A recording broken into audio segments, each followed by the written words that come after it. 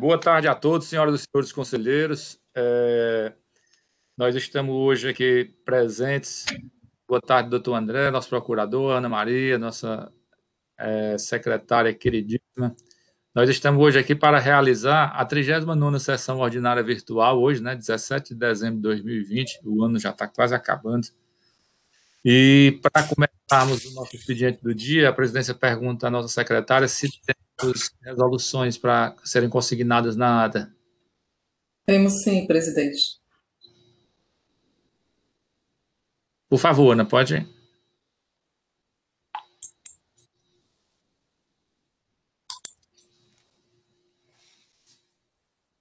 Boa tarde a todos. Os processos cujas resoluções foram enviadas para aprovação desta Câmara são os seguintes. Do conselheiro Felipe Augusto Araújo Muniz. Processo de recurso número 3739 de 2017, auto de infração 2019-090, 26, da empresa comercial de Mildezas Freitas Limitada. Processo de recurso número 2353 de 2018, auto de infração 2018-04472, da empresa Magazine Luiza S.A. Processo de recurso número 2690 de 2018, auto de infração 2018-04764, da empresa IPDH Gráfica Editora e Serviços Limitada. Processo de recurso número 1454 de 2018, da auto de infração 2018-00947, da empresa Clavinorte Tintas Clavino do Nordeste Limitada. Processo de recurso número 6164 de 2017, auto de infração 2017-17928, da empresa Distribuidora de Madeira do Pará Limitada. Do conselheiro Lúcio Flávio Alves, processo 3715 de 2018, auto de infração 2018-06132, da empresa Q1 Comercial de Roupas S.A.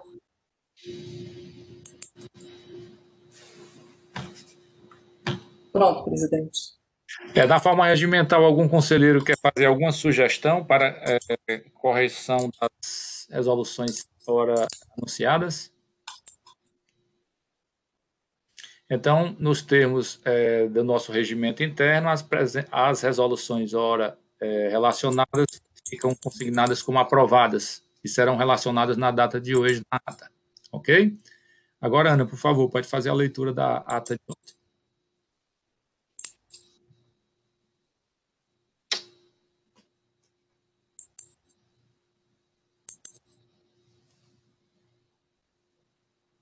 Ata da 38ª Sessão Ordinária Virtual da Terceira Câmara de Julgamento do Conselho de Recursos Tributários do Estado do Ceará. Aos 16 dias do mês de dezembro do ano de 2020, às 13h30, após verificado o quórum regimental estabelecido no artigo 52 do Regulamento Interno do Conselho de Recursos Tributários do Estado do Ceará e amparado pela Portaria número 158, de 12 de junho de 2020, que regulamenta a realização de sessão de julgamento não presencial por meio de videoconferência, foi aberta a 38ª Sessão Ordinária Virtual da Terceira Câmara de Julgamento do Conselho de Recursos Tributários do Estado do Ceará, sob a presidência do Dr. Francisco Wellington Ávila Pereira. Presentes à sessão, os conselheiros Alexandre Mendes de Souza, Felipe Augusto Araújo Muniz, Micael Pinheiro de Oliveira, Lúcio Flávio Alves, Ricardo Ferreira Valente Filho e Tereza Helena Carvalho Rebouças Ponto. Também presente o representante da Procuradoria-Geral do Estado, Dr. André Gustavo Carreiro Pereira. Presente ainda, secretariando os trabalhos da Câmara, a senhora Ana Maria Ribeiro. Foi lida e aprovada a 37ª Sessão Ordinária Virtual. Passando-se à ordem do dia. Presidente, os 3 primeiros processos são da mesma empresa e foram sobrestados. Poderia ler só uma vez a justificativa do Sim, Ana, direcionamento? valendo uma vez, valendo para os três, por favor. Aninha, não são os três primeiros, é só os dois, tá? O meu é diferente, que é o terceiro. De Ah, isso ontem. aí foi da pauta passada, né? De ontem. De ontem. Tá bom, ontem. desculpa. Processo de recurso número 998 de 2018, auto de infração 2017, 201/14. Processo número 1002 de 2018, auto de infração 2017, 201/12.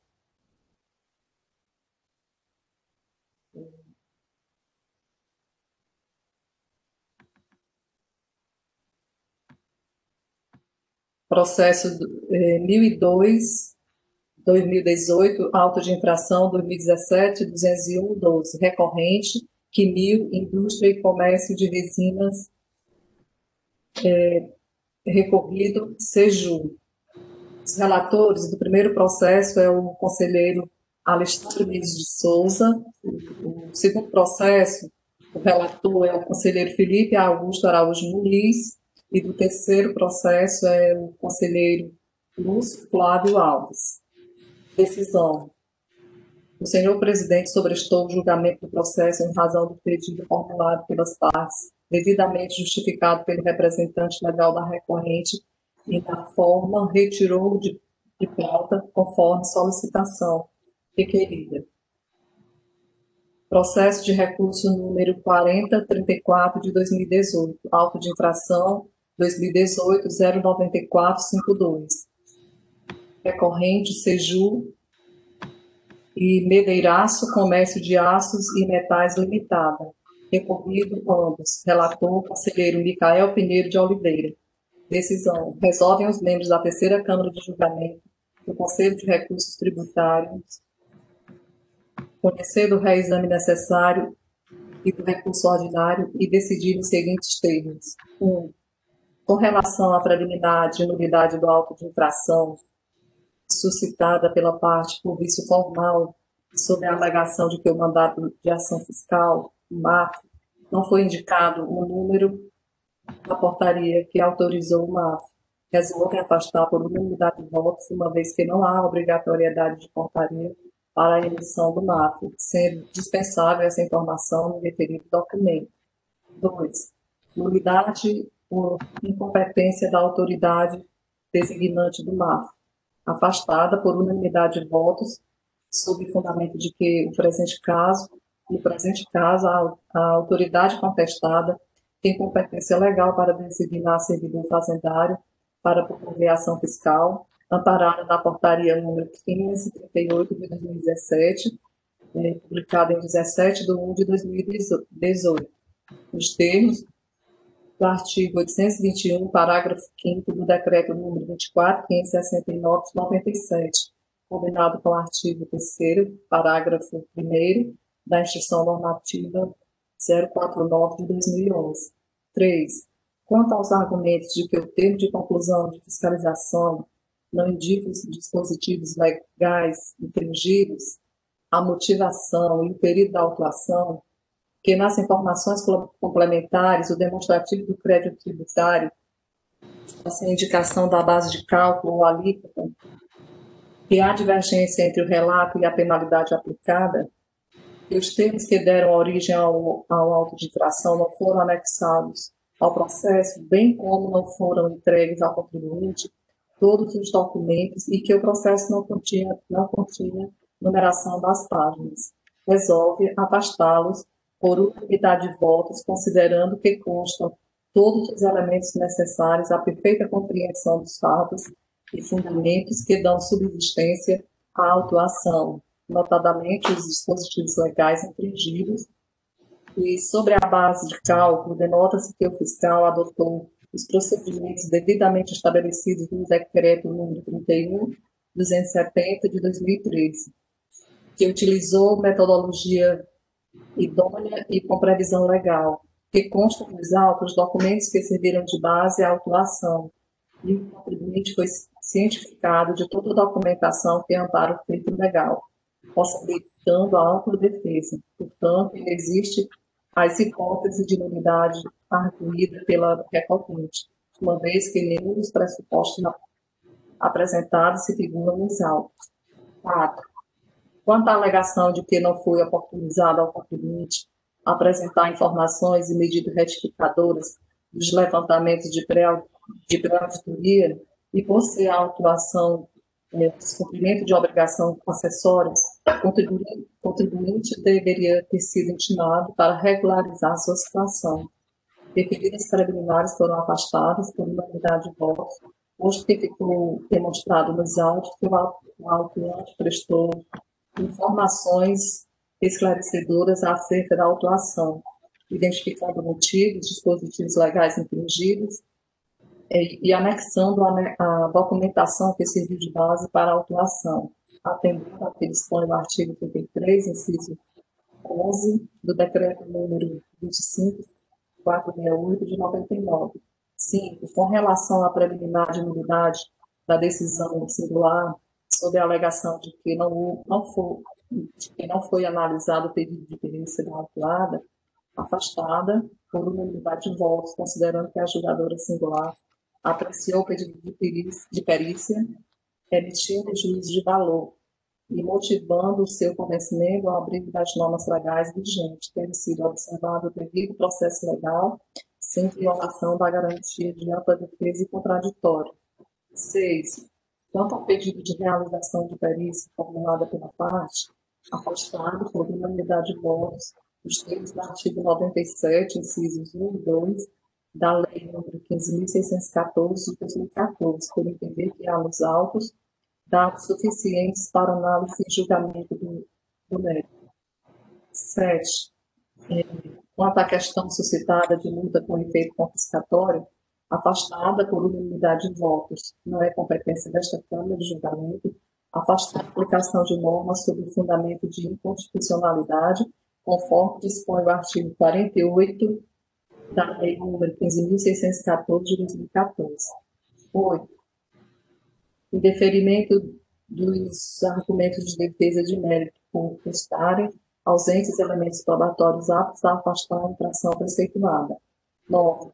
No mérito, a terceira Câmara resolve, por unanimidade de votos, negar provimento a ambos os recursos e confirmar a decisão exarada em primeira instância, que julgou parcialmente procedente a acusação fiscal, em razão das notas fiscais que trazem a informação do ICMS retido por substituição tributária e aplicar para as demais notas fiscais sem o destaque do imposto, sem o destaque do imposto, aplicar o artigo 123, 1c da Lei nº 12.670 de 96. Decisão nos termos do voto do conselheiro relator, de acordo com o parecer da assessoria tributária e em conformidade com a manifestação oral do representante da Procuradoria-Geral do Estado. Pronto, presidente. Alguma sugestão de alteração de data? Sem sugestões, a presidência declara a ata aprovada. Na nossa ordem do dia, hoje nós temos os processos iniciais, número 1/56/2018, auto de infração 2017-18645, recorrente Mercesa Embalagens S.A., recorrido cela de primeira instância e relator conselheiro Dr. Alexandre Mendes de Souza, processo julgado procedente em primeira instância, com parecer da assessoria processual tributária pela confirmação da decisão singular. Os representantes legais da recorrente apresentaram requerimento solicitando a retirada de pauta do presente processo. Esse requerimento foi datado do dia 15 de dezembro de 2020.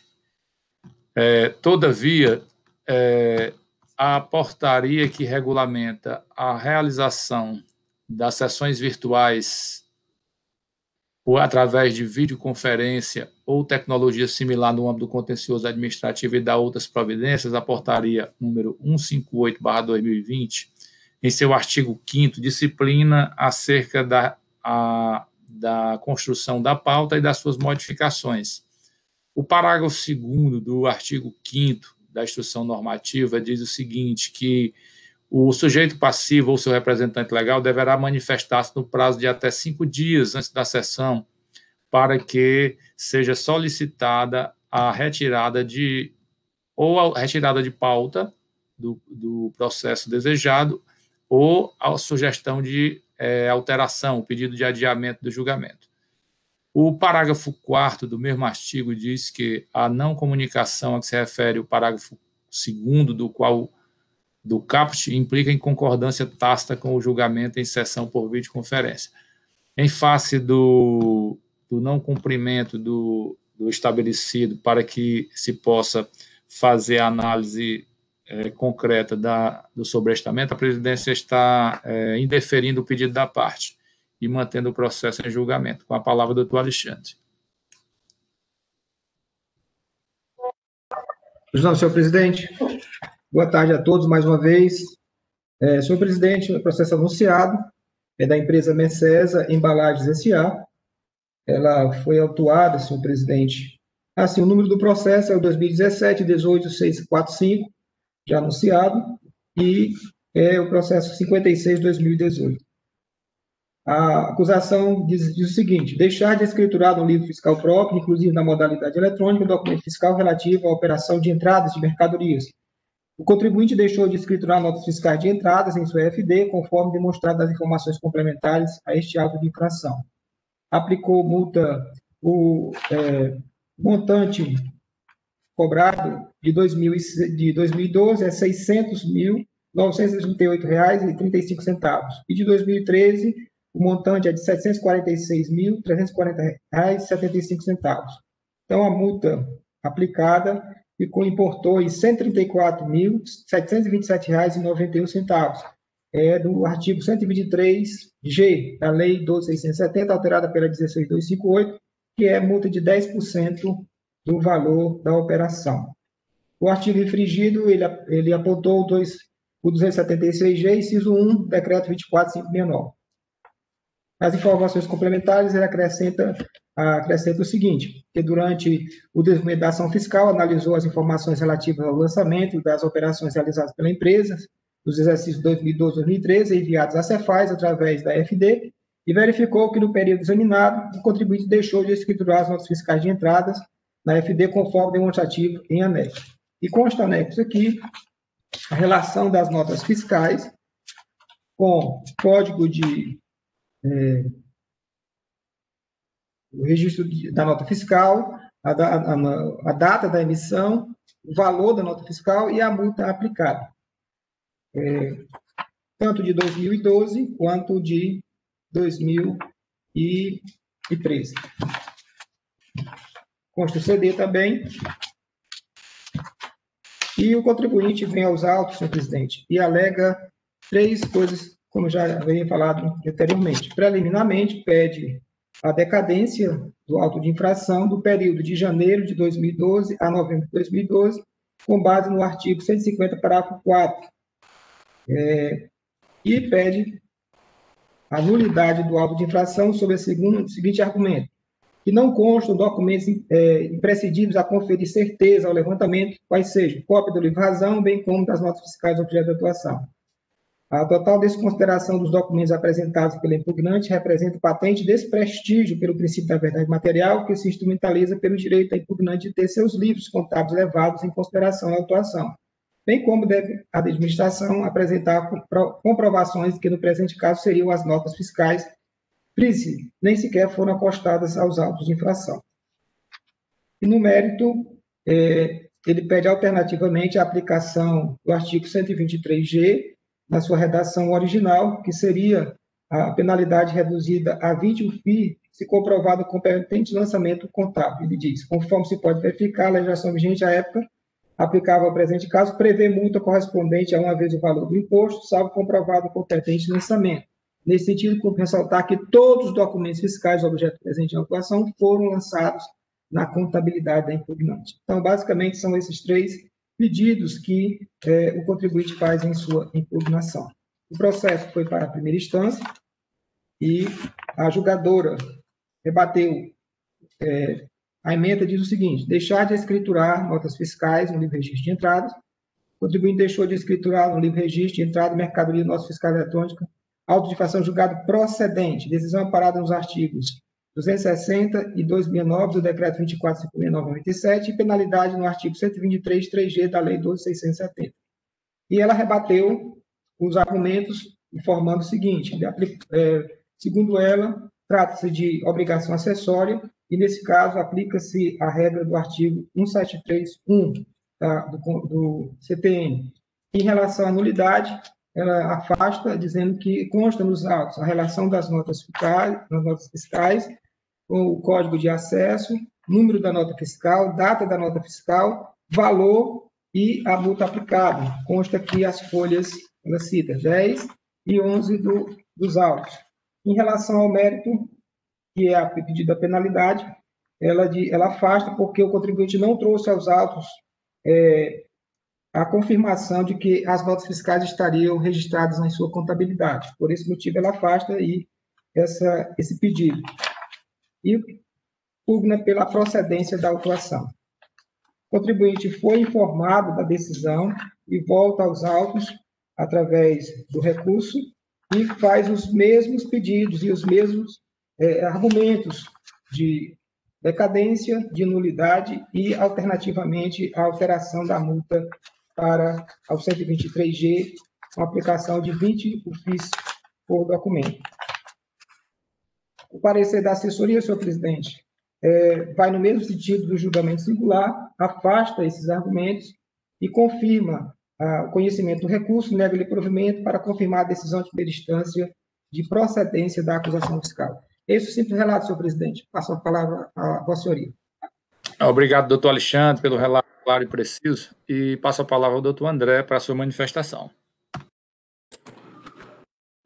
Obrigado, senhor presidente, senhora secretária, senhoras e senhores conselheiros da terceira Câmara de Julgamento do CONAT. Boa tarde a todos.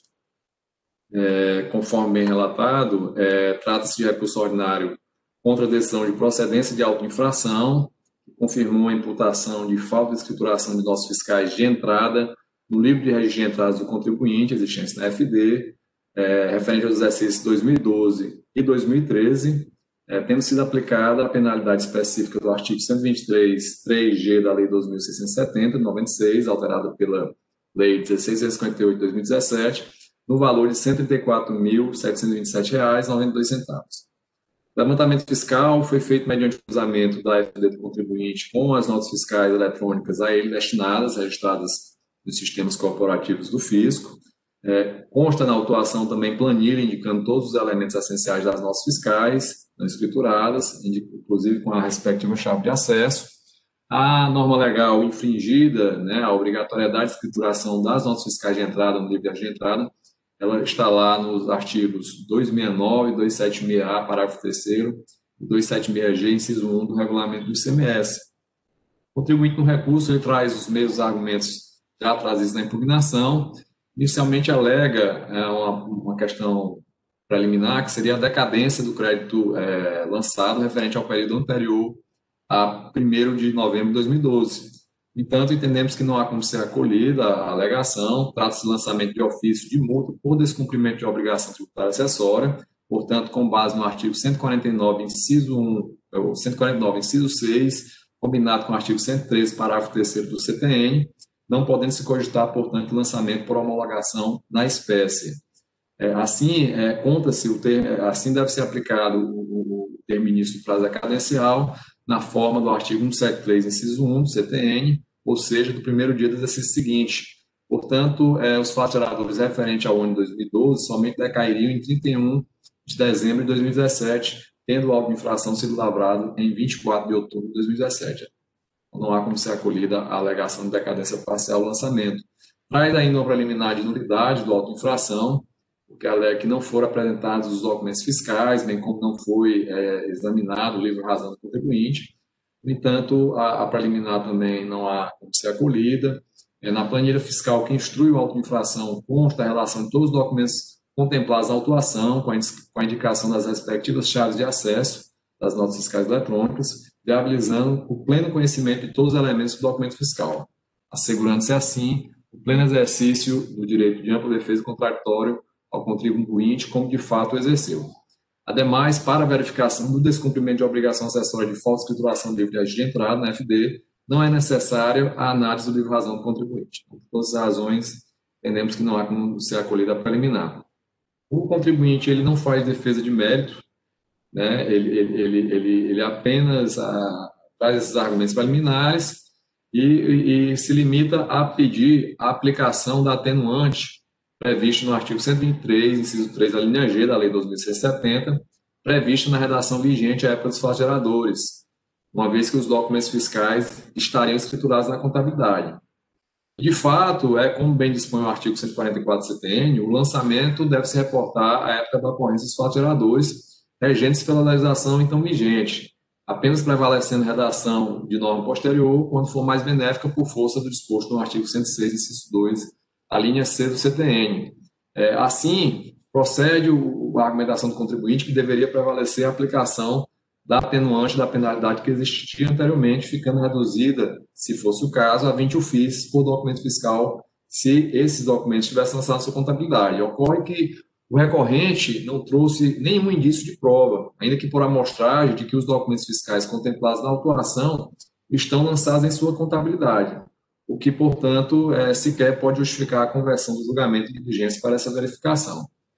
Lembro aos senhores que o princípio da verdade material apenas autorizaria que essa verificação, caso o contribuinte trouxesse elementos nesse sentido, ainda que somente em sede recursal, refere-se mais à questão do ônus da prova e da sua produção no decorrer do processo administrativo, sob pena de subverter o princípio do devido processo legal. O princípio da informalidade, ele é um princípio que realmente rege o processo administrativo, mas isso não é uma exclusividade do processo administrativo tributário no Estado do Ceará. O próprio processo trabalhista judicial, bem como o processo judicial de juizados especiais, também é regido por esse princípio, assim como o princípio da oralidade. Mas esses princípios, eles não devem ser motivo para se subverter o devido processo legal sob pena de macular a própria aplicação da norma e do direito e da justiça fiscal no caso concreto. Dito isso, em relação à aplicação da atenuante do dispositivo punitivo diante a época, entendo que não há como ser aplicado a norma punitiva, tendo sido, portanto, correta a aplicação retroativa da penalidade prevista na redação atual do artigo 123, 3G da Lei 12.670, decorrente da Lei 16.158, a qual trouxe penalidade mais benéfica do que aquela prevista na redação anterior. Por fim, presidente, apesar de não ser questão trazida no recurso, mas questão recorrente, e a Procuradoria tem uma posição já bem definida, saliento aos senhores mais uma vez, que também não se deve aplicar o artigo 123.8L da Lei 12.670, que trata de situação diversa, de omissão de divergência em arquivo eletrônico, penalidade essa que somente poderia ser aplicada em caráter subsidiário caso não existisse uma penalidade específica. E, no caso, existe a penalidade específica do artigo 123, 3G, literalmente o núcleo da conduta é deixar de escriturar no livro fiscal próprio de entradas, com a redação atual fazendo o esclarecimento que isso também ele não deixou de existir, ele persiste também na sua modalidade eletrônica. Venho dizendo mais recentemente aos senhores que desde a edição do Decreto Federal 6.022/2017, que instituiu o Sistema Público de Situação Digital, no qual está inserida a EFD, é muito contundente ao demonstrar que a escrituração fiscal digital, ainda que ela seja feita agora na forma de arquivo eletrônico, ela não extinguiu a existência dos livros e documentos próprios, contábeis e fiscais, os quais ainda existem, sim, e são considerados como tal para fins de cumprimento de todas as obrigações tributárias e contábeis das empresas e dos contribuintes, né? Inclusive, consta a regra expressa de obrigatoriedade de sua guarda pelo contribuinte pelo prazo previsto na legislação. O fato de ter havido uma evolução dos livros fiscais, desde o livro manual, manuscrito, passando pelo livro emitido por sistema eletrônico de processamento de dados, que também era impresso, e agora o livro eletrônico, do qual não é mais necessária impressão, existe dentro de um sistema próprio, na forma do arquivo eletrônico, tal fato não descaracteriza a sua natureza como livro fiscal. Portanto, diante dos critérios hermenêuticos aplicáveis, não há como se ter dúvida na aplicação, não há dúvida na capitulação legal, e não se justifica a aplicação do artigo 112 simplesmente por se entender que existe outra penalidade mais benéfica ao contribuinte, a qual somente poderia ser aplicada se não existisse uma penalidade mais específica. Então, por todas as razões, eu sei que é uma questão já sólida de se alimentar, mas em respeito até aos ilustres integrantes do Conselho, que também sempre gostam de colocar suas posições com bastante firmeza e expor suas razões, a Procuradoria não pode deixar de também fazer essa exposição do caso, até para fins de documentação, já que as sessões virtuais são gravadas, e com base em tudo isso, a Procuradoria se manifesta pelo conhecimento do recurso ordinário para negar-lhe o provimento, confirmando a decisão de primeira instância de procedência do auto de infração. A presidência agradece ao doutor André e o processo está em discussão.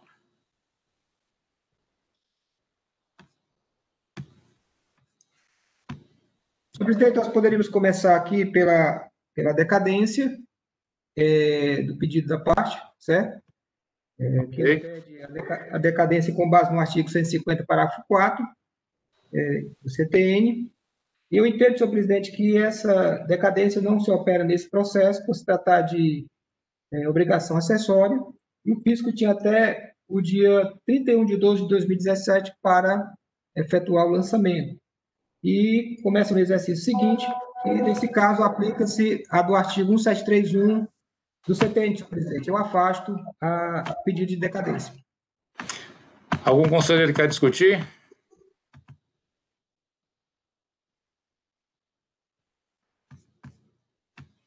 Sem discussão. Algum conselheiro é contrário ao relator? A presidência está fazendo essa votação assim mais resumida, dada a recorrência da matéria, né, e a matéria pacífica já, ok? Então, por unanimidade de votos, considerando tratar-se de lançamento de obrigação acessória, não sujeito ao regramento esculpido no artigo 150 do CTN. Não é isso, doutor Alexandre? Isso. Está da presente argumentação de... Senhor presidente, com relação à nulidade, ele pede nulidade por entender que não constam documentos imprescindíveis a conferir certeza do levantamento, quais seja cópia do livro-razão, bem como das notas fiscais objeto da atuação. Senhor presidente, esse processo, ele consta, sim, as notas fiscais, inclusive com a chave de acesso, número da nota fiscal, data, bem visível nos autos, está bem discriminado, e, como bem ressaltou o procurador, não precisa do livro-razão para se verificar a ausência desses documentos, porque foram verificados na FB do contribuinte, ele não lançou. Então, senhor presidente, com relação à nulidade, eu entendo que deve ser afastado por ter os elementos probatórios que justificam a autuação. Em discussão ainda? Sem discussão, algum conselheiro vota em contrário ao relator? Então, por unanimidade de votos, fica afastada também a presente argumentação. Doutor Alexandre. Agora, ao mérito, senhor presidente. No mérito, senhor presidente, o contribuinte alega, faz a seguinte alegativa. Ele pede a operação da penalidade para a 123.3G vigente por informar que os documentos estariam lançados em sua contabilidade, né? Na contabilidade da impugnante. E, nesse caso, senhor presidente, eu entendo que não se aplica porque ele não trouxe esses elementos de prova para confirmar, para ser lançada essa penalidade no presente caso, senhor presidente. Em discussão? Presidente, eu estava aqui analisando o processo, né? E quando a gente observa, e aí, logicamente, fazer apenas um comentário, até não é incomum as discussões acerca da escrituração ou não. Muitas vezes o contribuinte às vezes traz auto pequeno de 10 notas, 5 notas, como já aconteceu, e o contribuinte provou já na segunda instância, até às vezes em sustentação oral, que havia escriturado, enquanto o processo até aquele momento dizia que não. estou verificando aqui os termos formais do auto de infração para que eu pudesse verificar aqui em loco a escrituração ou não. Eu gostaria até de verificar com o relator se tem como visualizar, pelo que nós temos no processo, a escrituração disso, ou não. Conselheiro, a escrituração não, só se trouxesse os livros, não dá para verificar, conselheiro. A escrituração desses documentos, não, porque ele não trouxe documentos contábeis, né, provando, pelo menos, para que se fosse feita uma perícia, mandado para a perícia, lançasse dúvidas, ele não traz nenhum documento nesse sentido, senhor colega. É porque, diante do cenário desse processo, presidente, e aí eu estou levando em consideração o pedido da parte que foi feito acerca da tentativa de adiamento do processo, eu confesso que eu fico aqui, não fico muito confortável para julgar um processo. Se o processo estivesse nesse estado e não tivesse pedido do contribuinte para adiamento, para mostrar algum documento ou alguma coisa do tipo, aí, como já foram vários processos aqui, eu mesmo julguei um processo ontem do qual o contribuinte só alegava na sua peça de impugnação, na sua peça de recurso ordinário, mas não provava nada. Então, se ele não traz e não faz elemento de prova, enfim. Acontece que o cenário desse processo é um cenário de que há um pedido do contribuinte para adiamento, que a presidência, ao meu ver, conforme a portaria, agiu corretamente, mas nesse caso aqui, tendo o cenário do pedido do adiamento e eu não vislumbrar os livros contábeis para, pelo menos, se houvesse dentro do processo o livro para a gente verificar, porque às vezes é só uma argumentação ao vento, né? Mas, diante do cenário, eu não estou muito confortável para julgar esse processo, não, presidente. Eu queria ouvir os conselheiros acerca disso.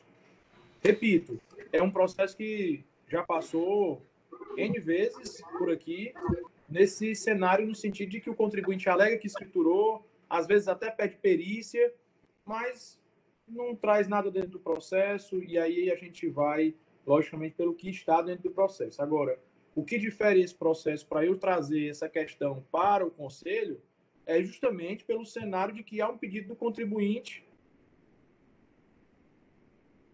ou tentar demonstrar essa questão, né? Então, isso eu queria ouvir aí os demais conselheiros, presidente. Continua em discussão. Presidente, eu queria fazer alguns comentários sobre essa questão aí. A gente observar bem nossa legislação, quando fala da questão da impugnação e do recurso, o contribuinte realmente tem que alegar, né, e trazer as provas da alegação.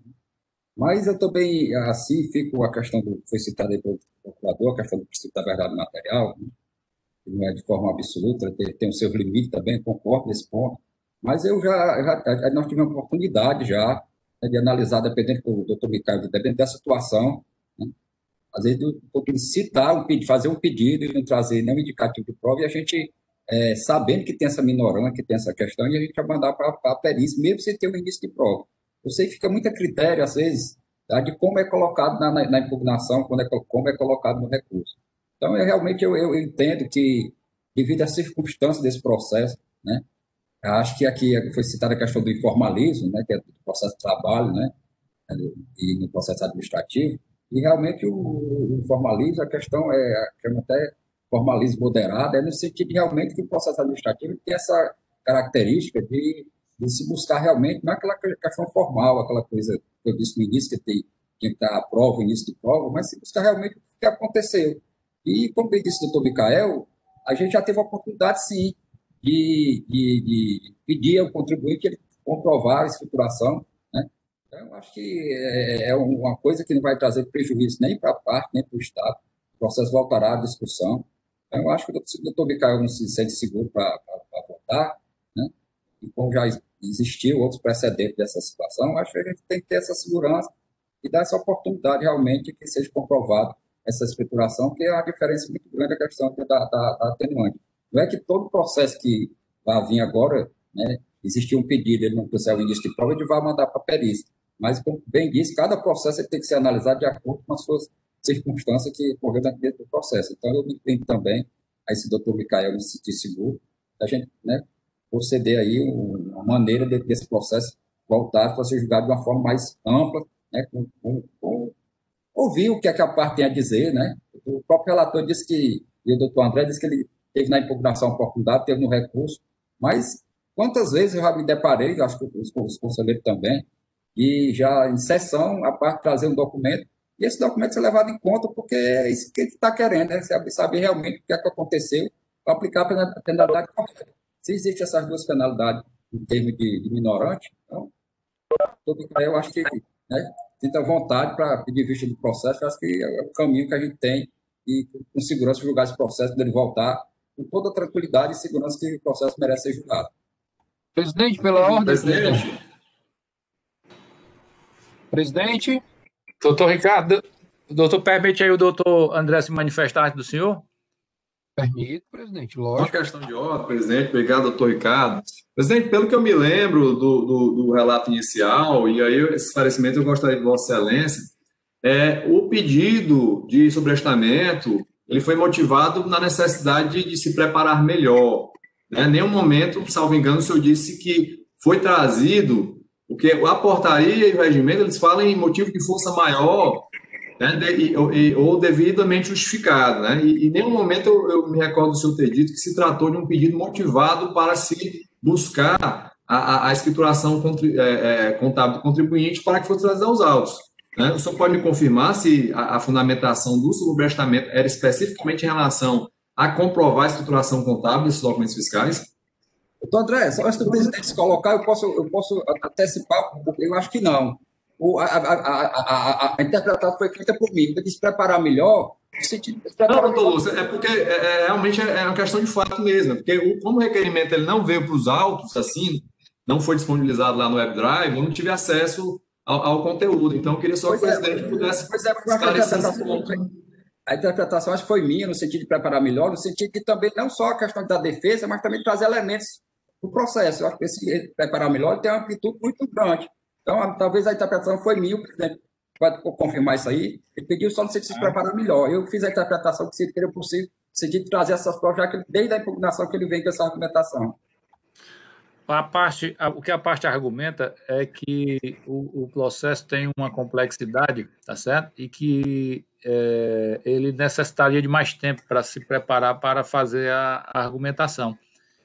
Só lembrando aí, vou passar a palavra para o doutor Ricardo, que a análise do pedido de vista, a análise do pedido de perícia faz parte do livre convencimento do julgador, está lá na nossa regulamentação. Se o julgador não se sente apto, não se sente convicto, tá certo? É um direito do julgador. Doutor Ricardo.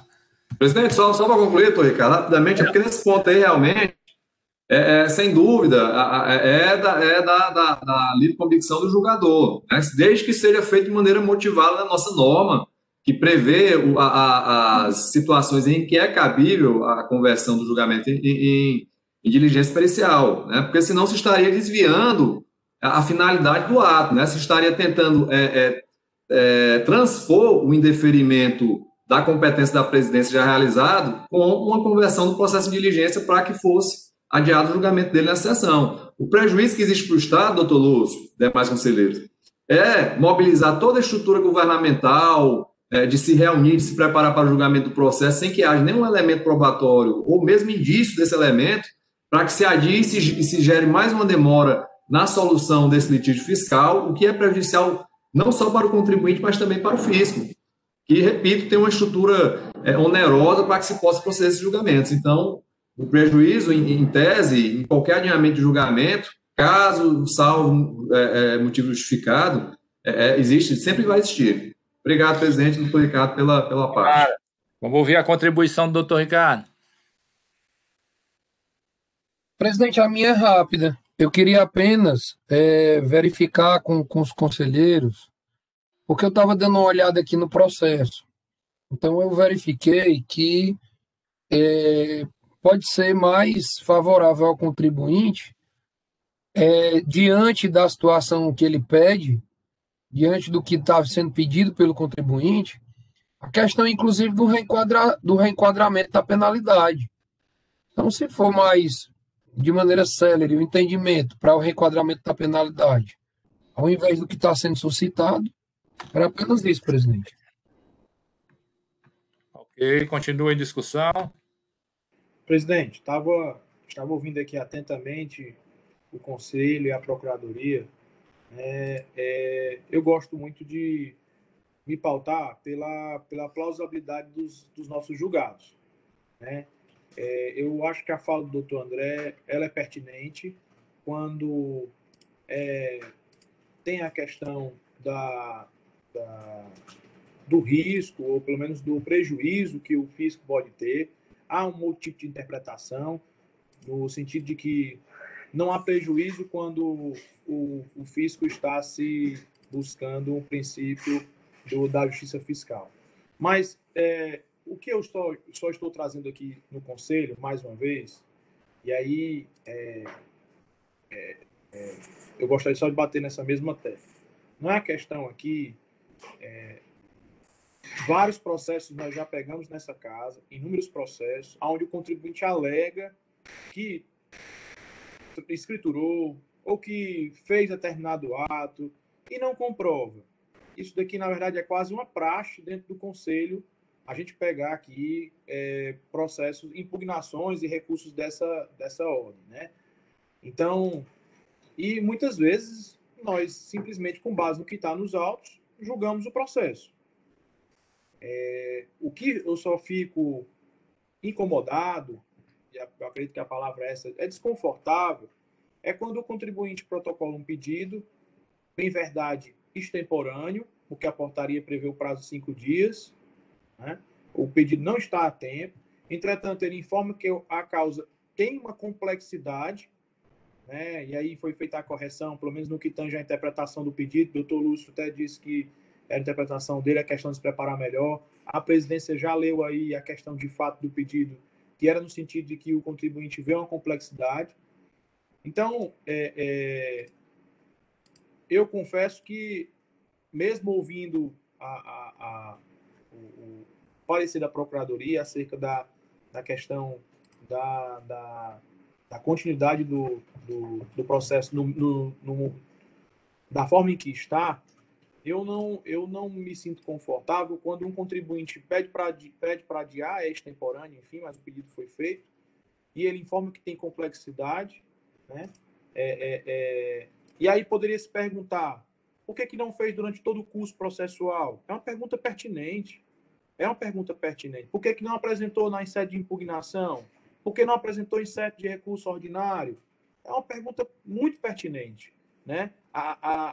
Ao julgador comum, a gente observa no sentido de que, se ele teve todo o curso processual, quer fazê-lo agora durante 2 dias antes do julgamento, né? O senso comum nos diz isso.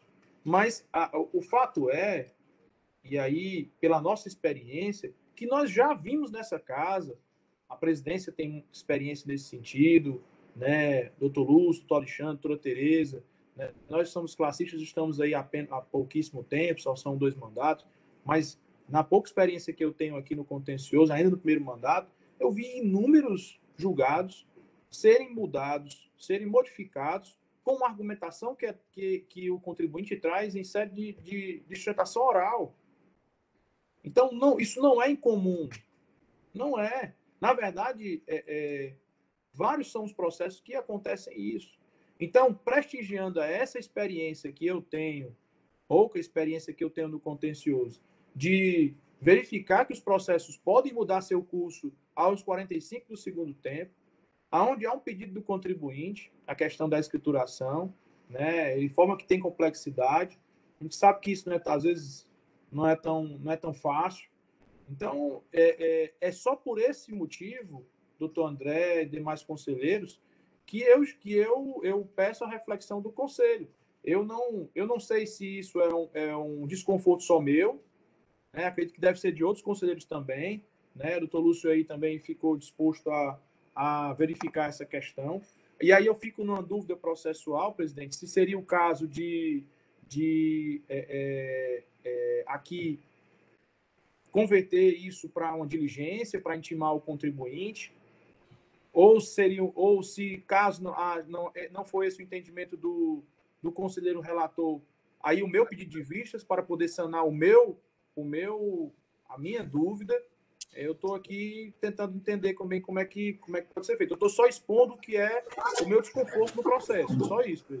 Doutor Micael, se me permite, me parece que o seu desconforto, a sua dúvida, ela diz respeito não a uma compreensão dos fatos narrados ou mesmo na interpretação jurídica mais adequada da norma a ser aplicada, mas simplesmente, objetivamente, se houve ou não escrituração dos documentos fiscais nos livros contábeis, né? Sim, e parece que é essa o que lhe causa desconforto. Né? Então, assim, o caso, pelo que eu entendo que o senhor está propondo, e o que eu vejo que pode ser admitido pela legislação, é colocar em julgamento a conversão do processo em diligência pericial para essa verificação. E não simplesmente facultar um adiamento do julgamento para que o contribuinte tenha prazo, e sim objetivamente converter ou não em diligência pericial, caso entenda os senhores que estão preenchidos os requisitos legais. Doutor André, eu acho que foi muito feliz aí, eu acho que esse é o, pelo menos, e aí eu quero devolver para o conselho, é um desconforto meu, né? Pode ser que o contribuinte venha aí na diligência e não apresente nada, né? Pode ser. E pode ser que ele apresente alguma coisa. Para mim é indiferente. Se ele apresentar, eu não vou estar aqui com a razão. E se ele não apresentar, eu também não vou estar sem a razão. Então, é indiferente. Então, se converter o processo em diligência para verificar essa questão, se o contribuinte trouxer, ótimo. Se não trouxer, a gente tentou fazer o princípio da justiça fiscal para verificar essa questão. Pelo menos é a minha ideia, presidente, por hora. Só complementando, presidente, e inclusive, aí os senhores prestem atenção que esse processo ele pode estar vislumbrando aqui uma alteração do procedimento, porque no caso concreto, pelo menos até o momento, eu não consegui qualquer indício de prova, até porque não passa de uma alegação do contribuinte, ele não cita nenhum documento fiscal específico que possivelmente estivesse escriturado, ou mesmo junto à cópia da SCD, mas se os senhores entenderem que é esse procedimento correto, que está observando até mesmo o princípio da isonomia, pelo menos para o futuro, não será possível para o passado, que seja adotado esse procedimento para todas as acusações fiscais de falta de escrituração de selo fiscal de trânsito, pelo falta de escrituração de nota fiscal de entrada anteriores à lei de 2017, para que seja feita a verificação da escrituração contábil. Isso, quem sabe, será até mais confortável, por outro lado, em outro aspecto, para que os senhores não tenham que ficar estendendo uma argumentação jurídica para tentar aplicar a penalidade que seria de classe diária. Assim se ficaria a aplicação mesmo no âmbito da norma específica. Se for nesse sentido, a Procuradoria, inclusive, já adianta que se concorda com a conversão em perícia. Mas, doutor André, só um minutinho, doutor Micael. Eu já vislumbro uma outra possibilidade, sabe por quê? Porque mandar um processo para a perícia, tá certo? Sem o indicativo diligência, presidente. Tá certo? A gente abre um precedente. O pedido de vistas abre uma possibilidade do contribuinte trazer a prova. Se na sessão seguinte, é claro que ele vai tomar conhecimento do teor, a sessão é gravada, ele vai assistir, tá certo? Se no julgamento seguinte o contribuinte não traz nada, tá certo? Ele quedou-se, tá certo? A oportunidade. Aí o processo segue seu julgamento sem nenhum óbice. Porque. Perfeito, presidente, perfeito o raciocínio. Mandar para a perícia é mais um processo que vai ficar amontoado lá, porque os peritos se aposentaram, tem vários com Covid. Não sei se vocês sabem, mas o segundo andar está fechado lá, né? Por ocasião da Covid. Então, assim, se fosse nos tempos normais, né, que havia muita gente disponível para fazer essa checagem rápida, eu até acho que seria o caminho mais Mas, presidente, me permita só uma dúvida. Não seria o caso de diligência, não? Porque a diligência é diferente da perícia, né? A diligência é apenas uma informação que é direta para o contribuinte, aonde ele vai atender ou não uma dúvida do conselheiro. E pronto. Se ele não vai processo, não vai para perícia. E aí eu acredito que... Presidente. Até me antecipando aqui, seria um quesito se ele apresentar os livros com a devida escrituração. Presidente, eu peço vista do processo, presidente. Presidente, só caminhando aqui, sem prazer do pedido de vista do doutor Ricardo, mas assim, por dever de publicidade, como o senhor bem ressalta que está gravado, só tem que se atentar que o pedido de vista está muito claro que a dúvida não é uma dúvida de interpretação jurídica ou dos fatos existentes nos autos, mas sim daqueles não existentes, que seria sua escrituração contábil, e não há qualquer elemento de prova nos autos sentido. O pedido de vista na referida circunstância, aí já realizado, ele está simplesmente tendo a finalidade de contornar o indeferimento do sobrestamento do processo já indeferido pela presidência. Só que isso fique claro e registrado aqui na gravação, para que fique bem clara a situação. Para todos presidente, eu quero me manifestar, presidente. Também, o pedido de vista foi feito por mim, presidente. Só um minuto, doutor Ricardo. A presidência vai conceder vistas ao doutor Ricardo, já vai passar a palavra, mas a presidência não vai conceder a vista nesse sentido, não. A presidência vai conceder a vista no sentido de que o doutor Ricardo, manifestando interesse, tá certo? Em se inteirar a respeito dos aspectos processuais e da necessidade ou não, ou da possibilidade ou não, de existência de escrituração das notas fiscais, resolveu pedir vista do processo. Presidente, o pedido de vista é justamente para poder sentar com o conselheiro Felipe Muniz e o conselheiro Micael e a gente poder ordenar essas questões todas que estão sendo levantadas aqui. Data máxima venha, não concordo em nenhuma parte ao que se referia ao doutor André, que insinuou a questão como se fosse para atrapalhar o pedido de indeferimento da extra-pauta. Pelo contrário, o processo foi colocado em votação, ou foi colocado em pauta, houve discussão, essa discussão vem sendo gerada, a gente vem demonstrando aqui todo o entendimento que cada conselheiro tem, e eu entendo que é melhor efetivar o pedido de vista, não para suscitar qualquer questão de ordem sobre o indeferimento trazido por Vossa Excelência, ou pelo presidente, e sim pela questão de atenuação, de explicação e de ordenação processual, presidente. Ok. Fica registrado na ata o pedido de vista do doutor Ricardo nos termos proferidos agora há pouco. Pela ordem, presidente, eu queria aproveitar e pedir vista do próximo processo, para que a gente possa analisar junto, haja vista a correlação entre os dois, presidente. Vamos fazer o seguinte, doutor Ricardo, sem retirar a sua solicitação. A gente ouve primeiro o relato, né, que vai ser feito pelo doutor Felipe, tá certo? E se mesmo assim Vossa Excelência ainda tiver esse sentimento após o relato, né, se for uma coisa mais simples ou não, aí a presidência vai considerar, tá bom? O processo... Ok, presidente. O processo seguinte é o processo número 1/57/2018, auto-infração 2017-18646, recorrente célula de julgamento de primeira instância e recorrido Messesa Embalagens S.A. Relatoria, conselheiro Dr. Felipe Augusto Araújo Muniz. Esse processo foi julgado parcial procedente em primeira instância e teve a indicação de confirmação da parcial procedência pela assessoria processual tributária. Com a palavra, Dr. Felipe. Obrigado, boa tarde, presidente, boa tarde, senhor procurador, nossa secretária Ana e demais conselheiros dessa Câmara. Vamos ao relato do processo,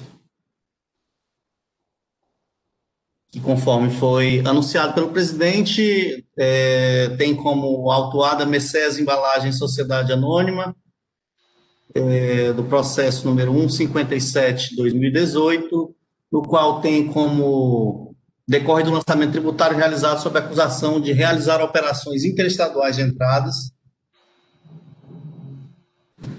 no montante de R$ 479.307,32, sem ter apresentado os respectivos documentos fiscais para a posição do selo fiscal de trânsito, no período de janeiro de 2012 a dezembro de 2013. São, portanto, anos aí de fiscalização. O agente autuante apontou como infringido os artigos 153, 155, 157 e 159 do Decreto 24.569. E, por isso, aplicou a penalidade prevista no artigo 123.3m da Lei 12.670, já com a redação dada pela 16.258 de 2017.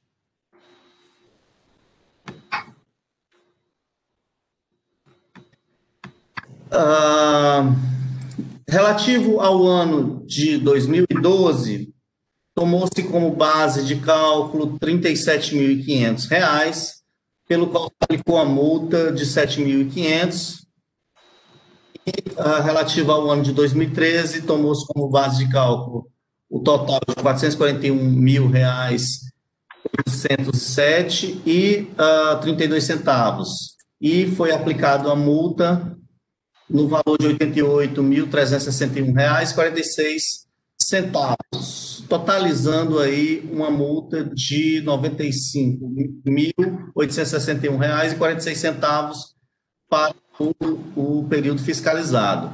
Decorre das informações complementares do auto de infração que, durante o desenvolvimento da ação fiscal, ao analisarmos as informações relativas ao lançamento das operações realizadas pela empresa, enviadas à Cefaz através das suas informações econômico-fiscais, EFD, detectamos através dos arquivos anexados e que são partes integrantes das informações complementares que o contribuinte adquiriu mercadorias em operações interestaduais sem o devido registro no sistema Cometa, motivo da lavratura do presente auto de infração.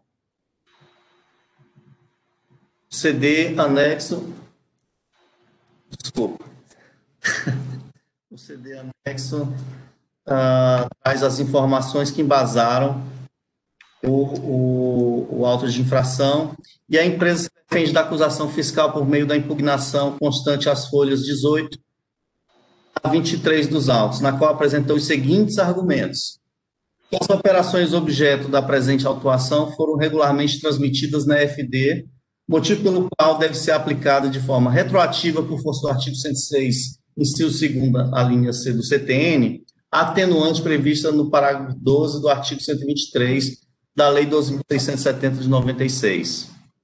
E, com isso, requereu o julgamento parcialmente procedente do auto de infração.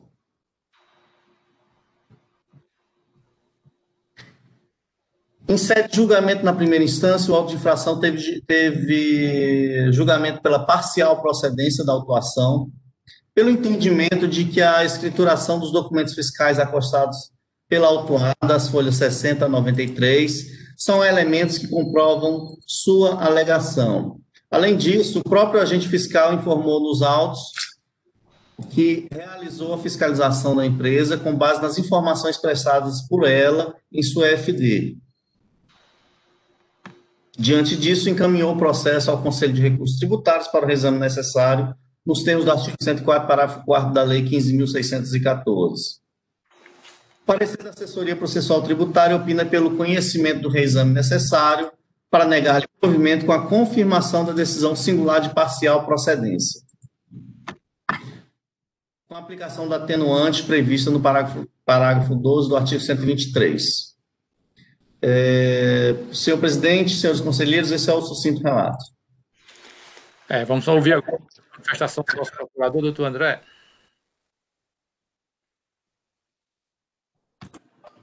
Obrigado, senhor presidente. Renovo os cumprimentos a todos, como bem relatado pelo conselheiro Felipe. No caso, é um reexame necessário, não tem recurso ordinário. O próprio contribuinte, na primeira instância de impugnação, não refutou a infração. Na realidade, ele pediu apenas o reenquadramento da penalidade para que fosse aplicado um atenuante, o que foi acolhido pelo julgador de primeira instância. Portanto, até o contribuinte convencido de que infringiu a legislação tributária aqui em relação a esse auto.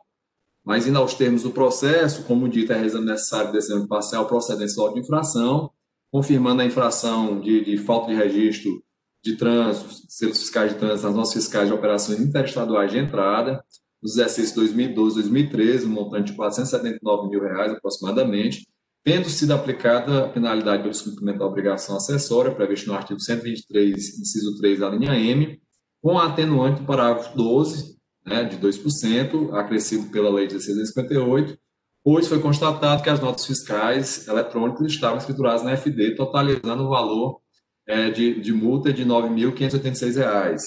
O levantamento ele se deu com base no cruzamento da própria FD do contribuinte com os sistemas corporativos da Cefaz, com o Medcitran, consta na autuação planilha relacionando todos os documentos fiscais do objeto da autuação com todos os dados essenciais das notas fiscais, em especial a respectiva chave de acesso, a obrigatoriedade da aposição do selo de trânsito nas operações interestaduais, ela está prevista no artigo 157 do Regulamento do ICMS, assim como também na Instrução Normativa 14 de 2007 e Norma de Execução 2 de 1997. Presidente, sendo bem objetivo, senhores conselheiros, de fato, como já dito, a empresa autuada reconheceu a falta de registro das notas fiscais eletrônicas interestaduais de entrada e sua defesa se fundou unicamente na aplicação da atenuante do parágrafo 12 do artigo 123, acrescentada pela Lei 16.258. E a decisão de primeira instância, ela acolheu o argumento do contribuinte, constatou que, de fato, a autuação, ela se deu, inclusive o fundamento da autuação, o método, foi justamente o cruzamento da FD com sistemas corporativos, e, além disso, o próprio contribuinte, e isso aqui é relevante em relação ao processo anterior, ele diligentemente trouxe na sua impugnação os relatórios da sua FD, e aponta lá, ele destaca lá os documentos fiscais devidamente escriturados e que foram contemplados na autuação. Por outro lado, não há nenhum indicativo que nas referidas operações interestaduais de entrada incidiria pagamento de ICMS, substituição tributária na entrada, ou mesmo o ICMS antecipado, ou mesmo de FAO. Então, entendemos que estão preenchidos todos os requisitos do parágrafo 12 do artigo 123, né, sendo também correta a sua aplicação retroativa, por ser mais benéfica, conforme autoriza o disposto no artigo 106, inciso 2, da linha C do CTN. Com essas razões, a Procuradoria se manifesta pelo conhecimento do exame necessário para negar o provimento, confirmando a decisão de primeira instância de parcial procedência do auto de infração. A presidência agradece ao doutor André, e antes de passar a palavra, o processo para discussão, é só para ressaltar para o doutor Ricardo que nesse processo a parte havia pedido o reenquadramento para o parágrafo 12 lá do artigo 123 e foi atendido, né? E por isso, né, a presidência entendeu que o relato deveria ser feito para se checar a necessidade ou não, né, do pedido de vista, que a meu ver já foi assim, digamos assim, pacificado, né? Vamos ouvir aí os debates agora. Presidente, eu acho que a questão já está colocada de uma forma bem clara, né? O contribuinte, como bem mencionado pelo procurador, ele admitiu, né, a infração e, igualmente, o pedido dele foi acatado pelo julgador de primeira instância, né? De forma que eu acho que o processo ele já está... De forma que eu acho que o processo ele já está bem fixado, não tem muito o que debater a respeito dele, não. Para mim, a questão já está bem clara e já está bem resolvida. Algum conselheiro quer se manifestar? Presidente, só uma questão, presidente. Só para indagar o conselheiro. A multa aplicada de 2%, né? Todas as notas fiscais foram contempladas ou foi só parte das notas fiscais, conselheiro? Foram todas. Tá ótimo, tá, beleza. Presidente. Posso falar, presidente? Presidente, retomando aqui, só essa questão que esta semana já debateu, vários processos sobre essa questão da aplicação da atenuante do parágrafo 12, artigo 103. No caso presente aqui, a própria, né, como bem disse o procurador e o relator aí, o doutor Alexandre também fez essa interferência aí, foi confirmado que realmente todas as notas estavam escrituradas na FD do contribuinte. Restaria a segunda condição, né? Os processos anteriores dessa semana que discutiu, que são duas condições, isso foi afirmado pela Câmara Superior, não basta só uma condição. Mas nesse processo, né, como o processo que ele decidiu ontem, foi anteontem, tem uma situação que só foi lavrado 2 autos de infração, 2, né? E consta justamente esse, o primeiro que foi tido visto pelo doutor Ricardo, né? E esse agora está sob julgamento sobre essa ação fiscal. Ou seja, se compreende que não existia, nesse caso, pagamento de imposto a ser feito. A gente bem lembra ontem que aquela situação, né, foi bem clara que, né, existia a questão lá da falta do selo na entrada, e ele lavrou o outro lado justamente cobrando aqueles três notas fiscais da cobrança do diferencial de alíquota e do ST entrada. Olha aí. Nesse caso, como o próprio fiscal não fez, né, cobrança de ICMS, é que o caso não existia. Então, é só para confirmar, para que seja colocado na resolução do conselheiro Felipe, né, que essa questão, que a questão do imposto, né, foi preenchido o segundo requisito também, já que nessa ação fiscal não foi exigido dessa empresa nenhuma cobrança de ST, nem antecipada e nem de FAO. Então, essas são as duas condições para que a gente analise, né, de acordo com, né, manda a legislação, analisando as duas situações, né, já que teve aquele processo na Câmara Superior que só foi uma situação. Era só isso, senhor presidente. Mais algum comentário? Presidente, queria só pontuar que como o direito é muito bonito, né? É uma ciência, por assim dizer. Quando hoje, na tarde de hoje, o contribuinte, num processo anterior, durante o processo, ele não levou a escrituração e pede um tempo porque há a complexidade da causa. Nesse processo, como inclusive a Procuradoria já informou, o doutor Alexandre também informou, e o doutor Felipe, né, que é o conselheiro relator, ele diligentemente traz a escrituração, né? Então, há quem interprete essa conduta como, já que nesse processo ele trouxe diligentemente e não levou no outro, é porque não tem. E há quem interprete de uma outra forma. Já que ele diligenciou nesse e tem escriturado, e no outro está pedindo tempo, é porque pode ter um crédito aí no sentido de também trazer essa escrituração. Eu queria só deixar esses dois pensamentos, porque a Procuradoria, o doutor André trouxe essa questão de que, e realmente é verdade, ele diligentemente trouxe nesse processo. No outro não trouxe, só pediu tempo diante da complexidade. Mas a interpretação para os dois lados. Só registrar esse pensamento. Presidente, e se permite aqui, só pegando o gancho aqui do Micael, né, Pois não, doutor André. é pertinente a colocação, mas para o senhor ver, doutor Micael, né, a época, a contabilidade contribuinte, da mesma forma que a escrituração fiscal já era digital, já era FD, também já era a ECD, escrituração contábil digital, plenamente acessível pelo contribuinte em qualquer local do planeta, mediante a sua certificação digital. Então, isso, a nosso ver, e claro que tudo é questão de perspectiva, fica muito claro que no caso anterior não há essa documentação pela postura adotada nesse processo, mas é muito pertinente a sua intervenção. Mais algum conselheiro? Esse processo, essas autuações, elas trazem uma questão interessante. O parágrafo 12, ele traz duas condições para que o contribuinte obtenha a redução da multa. Sendo que a segunda condição, no meu entender, resta para que o fisco aprove. Não é o contribuinte que tem que provar que tinha imposto recolhido, não. O fiscal, quando autuar o contribuinte no 3M, e ele tem que dizer, não dou o benefício do parágrafo 12, porque essas operações aqui, elas são sujeitas a recolhimento de imposto e o contribuinte não fez. Entendeu? Senão a gente vai fazer, como o doutor Lu sempre diz, a inversão do ônus da prova, né? O contribuinte demonstrou que escriturou, né? E não tem nenhuma infração cobrando imposto. Então, a lógica mostra que não havia incidência de ICMS nas operações para ser cobrado, né? Que aí o Estado estaria sendo lesado, e aí o Estado sendo lesado não vai dar um atenuante para o contribuinte, né? Já pode votar, doutor Felipe.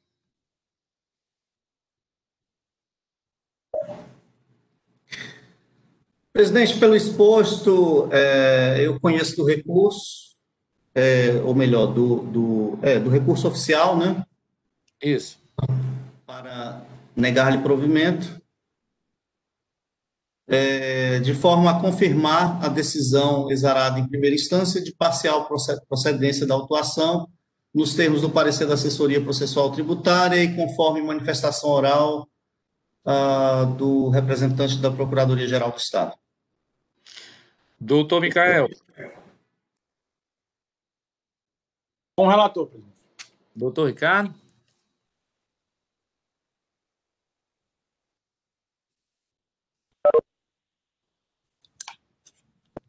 Relator, presidente. Doutor Lúcio. Com o relator, presidente. Doutora Tereza. Com o relator, presidente. E o doutor Alexandre. Relator, senhor presidente. No presente caso, por unanimidade de votos, resolve a terceira Câmara conhecer do reexame necessário, negar-lhe provimento para confirmar a decisão de parcial procedência exarada na instância singular, nos termos do parecer da assessoria processual tributária e de acordo com a manifestação em sessão do excelentíssimo procurador do Estado. Seguindo a nossa ordem de hoje, nós vamos agora para o processo de número 1/694/2016, auto de infração 2015-19840, recorrente célula de julgamento de primeira instância, recorrido, não sei se Tome ou Tomé, equipamento de transporte S.A., né? Relatoria do Dr. Ricardo Ferreira Valente Filho, julgado parcial procedente na instância singular e tem parecer da assessoria processual tributária pela confirmação da decisão. Com a palavra, doutor Ricardo. Obrigado, presidente. Renovo os votos de boa tarde a todos. Em nome do presidente, colegas conselheiros, Aninha, nossa secretária, nosso procurador do Estado, doutor André. Presidente,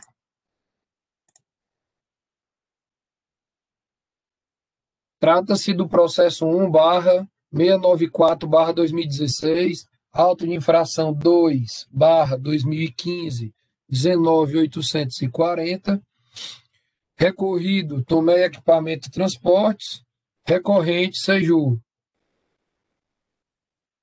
O aludido auto de infração, presidente, ele aduz à empresa contribuinte a entrega, remessa, estocagem ou depósito de mercadoria e prestação ou utilização de serviço acobertado por documento fiscal inidôneo no período de 2015, apontando como infringido o artigo 1.216, inciso I, item B, o artigo 21, inciso 3º e 2º, a linha C, do decreto 24.569.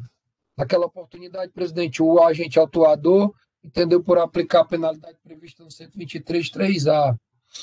A autuada, presidente, apresentou impugnação ao auto de infração, alegando os seguintes pontos: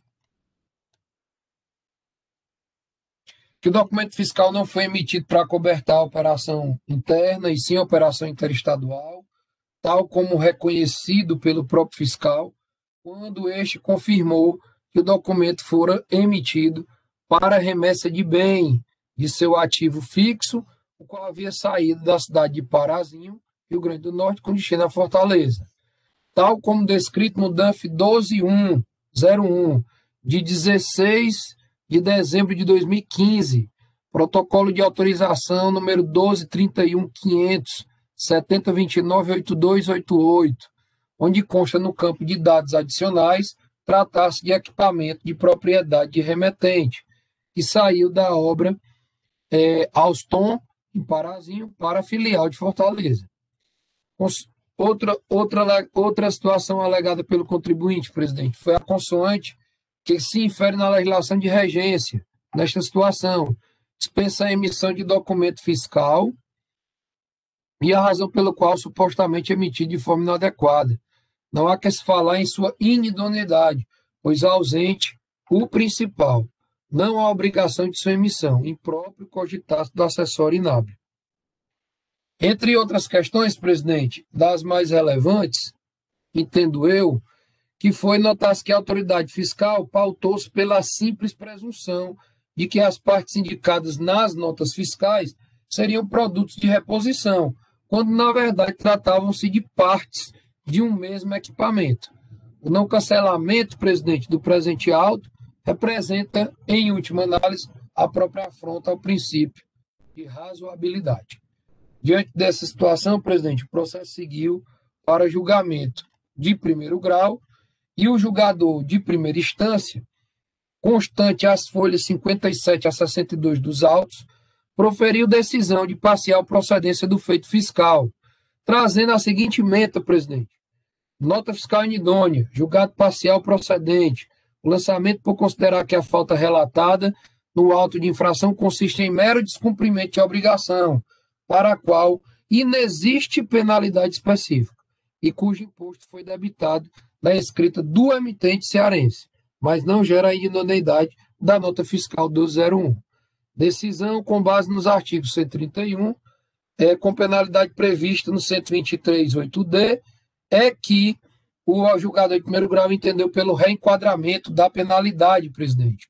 Não foi apresentado o recurso ordinário e o processo seguiu para o trâmite do segundo grau por força do reexame necessário.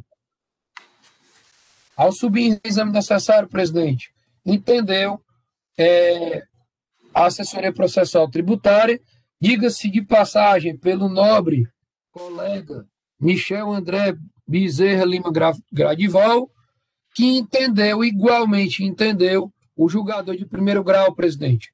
O processo seguiu para a Procuradoria do Estado e é o relato, presidente. Doutor Ricardo, hoje parece que estava fazendo prova de tiro. Relato alinhado, certeiro. Com a palavra, doutor André. Obrigado, presidente. Bem relatado. Aqui nós tratamos um processo bem interessante, é um reexame necessário, uma decisão de parcial procedência de auto-infração que confirmou a infração à legislação tributária, mas em outros termos, né? Entendendo que houve descumprimento de obrigação acessória para a qual ainda existe penalidade específica e, portanto, o julgador entendeu por aplicar o artigo 123, inciso 8, a linha D da Lei 12.670, correspondente a 200 do FIS por documento fiscal, o que resultou numa multa no valor de R$ 667,80. O auto de infração está instruído com o DANF número 1201, com imputação que ele teria sido emitido para transporte de bem do ativo em operação interna, quando, na realidade, acompanhava um transporte interestadual de guindaste, 60 toneladas, telescópico, vindo da cidade de Parazinho, no Rio Grande do Norte, com destino a Fortaleza, Ceará. A decisão de primeira instância verifica que ela reconheceu a existência da irregularidade no documento fiscal, mas que essas irregularidades elas não caracterizariam esse documento como inidôneo, porque não se enquadraria lá no disposto no artigo 131 do CPN, principalmente em relação ao seu inciso 6, que traz uma ressalva na parte final. Por tal razão, reenquadrou a penalidade para a penalidade subsidiária do artigo 126.8d, porque não haveria uma penalidade específica e por não poder ser aplicada a penalidade por documento fiscal inidôneo. Primeiro, foi destacado que os procedimentos a serem observados na remessa e retorno de bens de ativo, elas estão disciplinadas no artigo 631 do regulamento do ICMS, devem ser observadas pelos contribuintes, e no qual está previsto que essa remessa ela deve ser acompanhada de nota fiscal e termo de compromisso descrevendo o prazo previsto para a conclusão da obra, né? Ou, no caso, aí, o serviço a ser realizado em período de obra. E considerou também que a nota fiscal eletrônica autuada ela foi emitida com erro quando utilizou o código de operação de saída, CFOP 6554, quando deveria, na realidade, ser utilizado o código de entrada, né? 0, no CFOP 2554, porque se trata de um retorno de bem do ativo imobilizado. E também constatou que estava ausente o termo de compromisso exigido. Por outro lado, foi bem analisado também na decisão de instância que esses erros que existem de fato, né, nessa documentação que acompanha a operação, elas não têm o condão de invalidar essa nota, torná-la inidônea, até porque, primeiramente, não se trata de operações com mercadorias, e sim operações com bens do ativo do contribuinte. Portanto, não se trata de remessa de mercadoria, com nota fiscal inidônea. Por outro lado, ao contrário do que restou consignado na decisão recorrida, a Procuradoria entende que a nota, o documento fiscal, ele descreveu, sim, corretamente, a operação. Lá no campo de informações suplementares, consta lá claramente a informação de que a operação ela era interestadual do Rio Grande do Norte para o Ceará. O emissor é uma nota emitida pelo próprio contribuinte para ele mesmo, consta como destinatário emitente o mesmo estabelecimento do contribuinte, né? Só esse registro eu gostaria de fazer em relação aos fundamentos da decisão de primeira instância. Por outro lado, o parecer também foi muito assertivo no sentido de confirmar que, no caso, a penalidade a ser aplicada seria outra, né? Foi destacado também lá que no artigo 631 do regulamento do ICMS prevê um procedimento próprio para esse tipo de operação. Na realidade, não deveria ter havido a emissão de um novo documento fiscal para o retorno. Na verdade, o retorno ele deve se dar com o mesmo documento fiscal de remessa, né, com acompanhado o termo de compromisso. O termo de compromisso esse que deve ser elaborado em 2 vias, remetido uma via para a SECSAT do domicílio fiscal do contribuinte.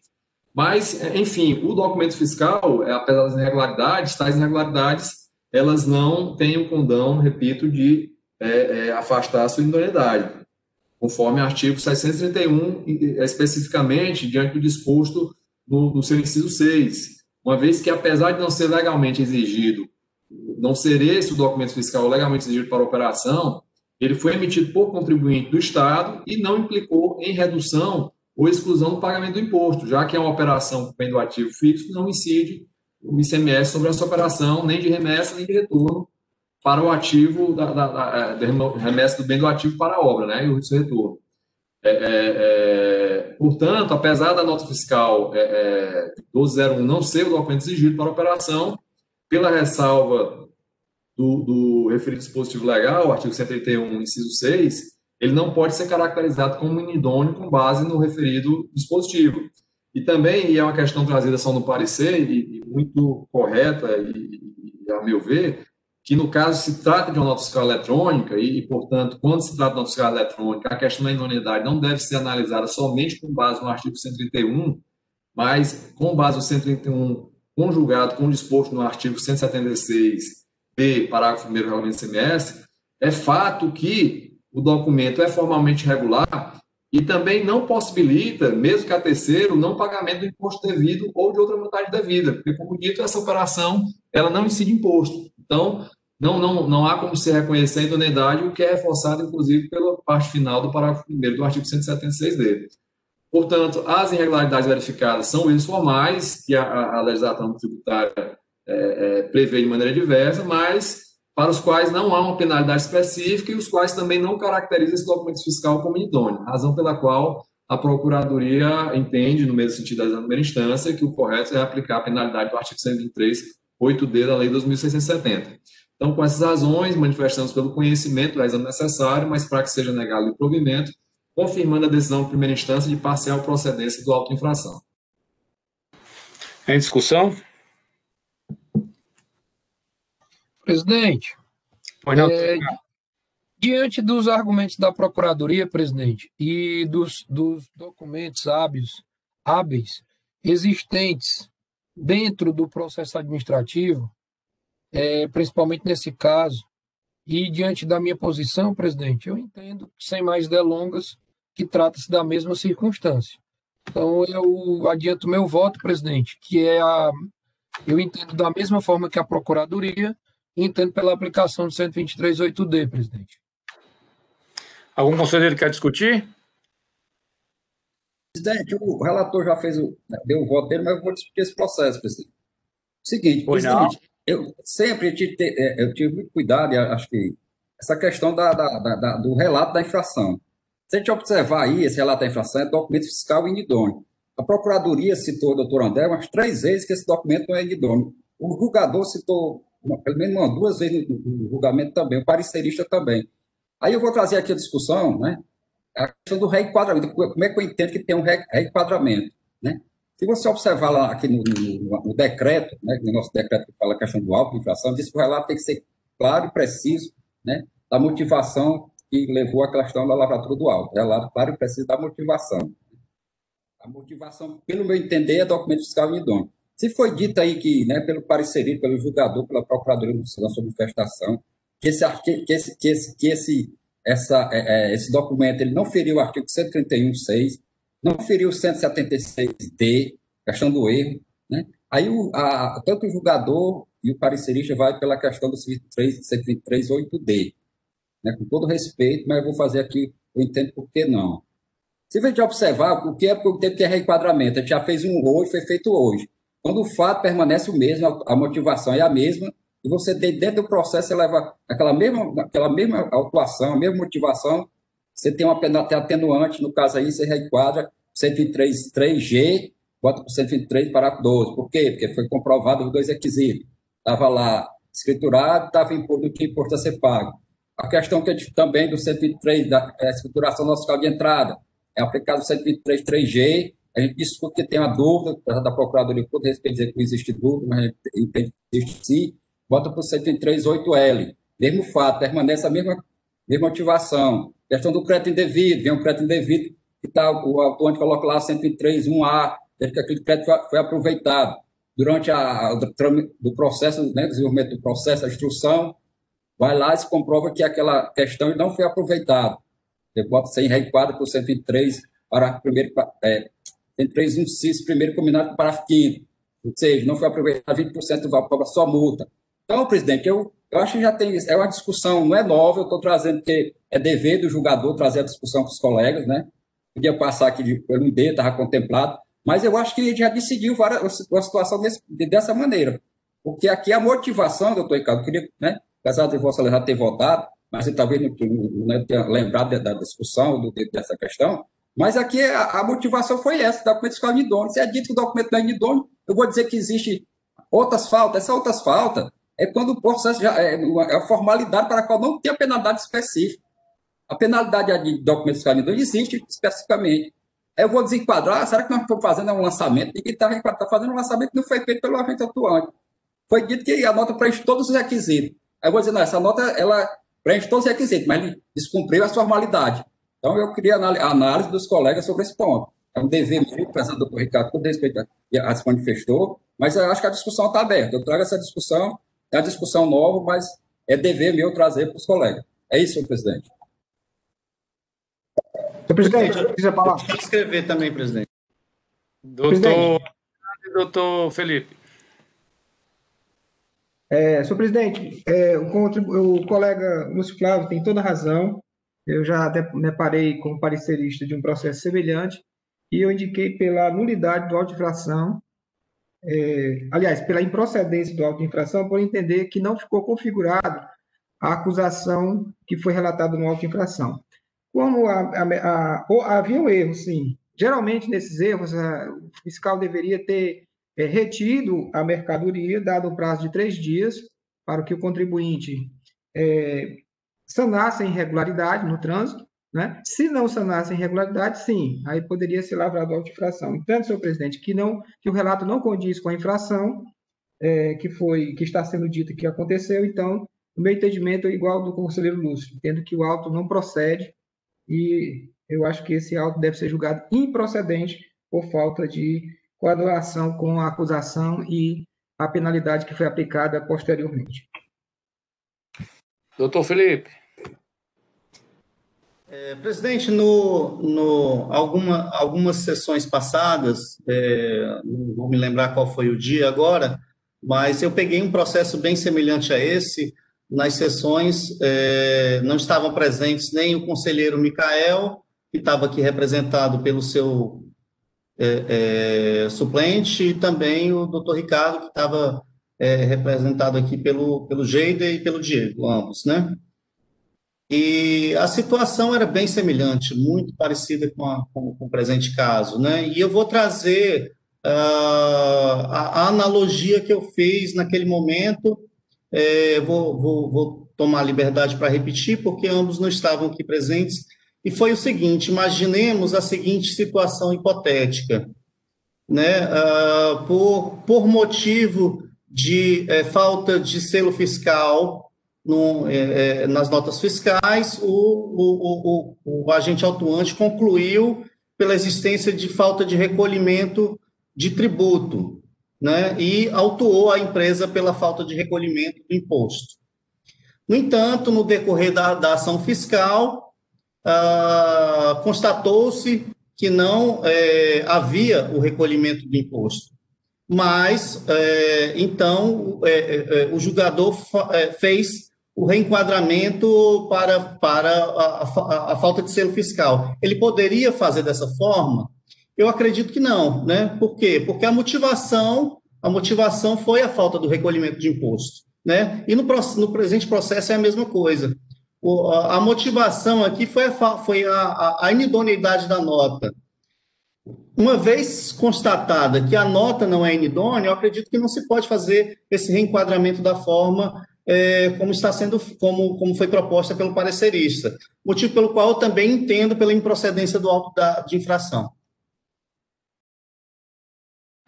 Presidente, eu acho que está bem explicado. Eu, em nome do assessorista processual tributário, presidente, que sempre levantou essa questão de que só não muda de ideia quem não as tem, então eu renovo aqui o meu voto, presidente, e haja vista que a maioria dos colegas, e eu entendo plausível, sim, principalmente no que tange a questão que eu não me atentei, e eu digo isso com toda humildade, na questão do lançamento, né, de um novo lançamento.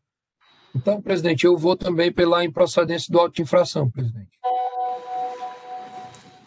Alguém mais quer se manifestar? Doutor André, mantém aí a posição. Presidente, aproveitando a oportunidade, só para fazer alguns esclarecimentos, né?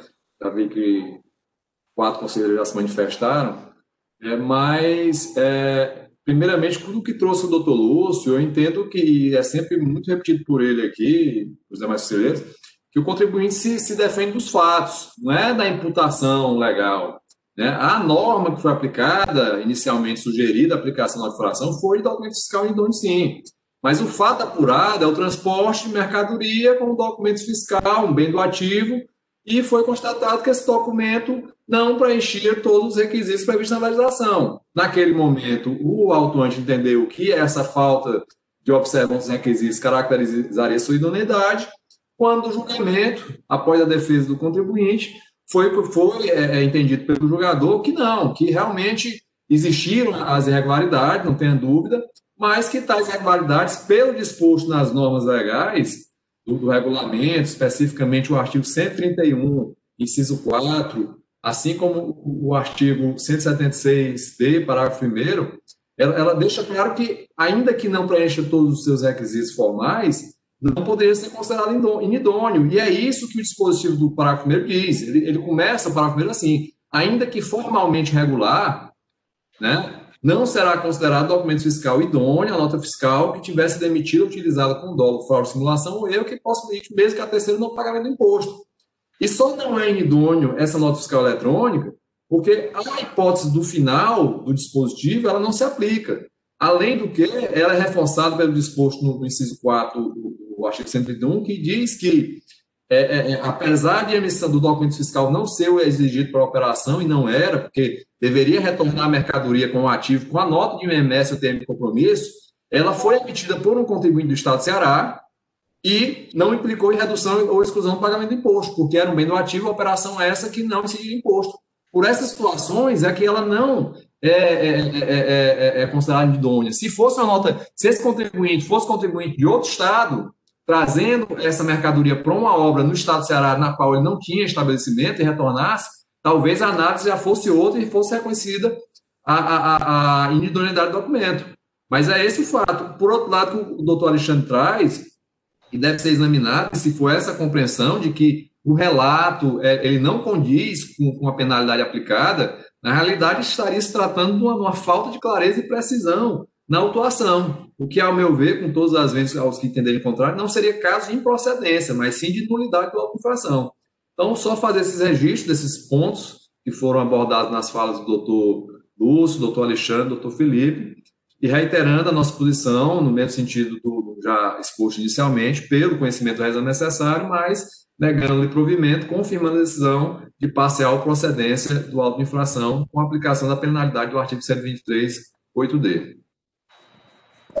Doutor André, com a devida vênia, eu não vejo, em momento algum, nesse processo, falta de clareza, só para depois deixar isso claro.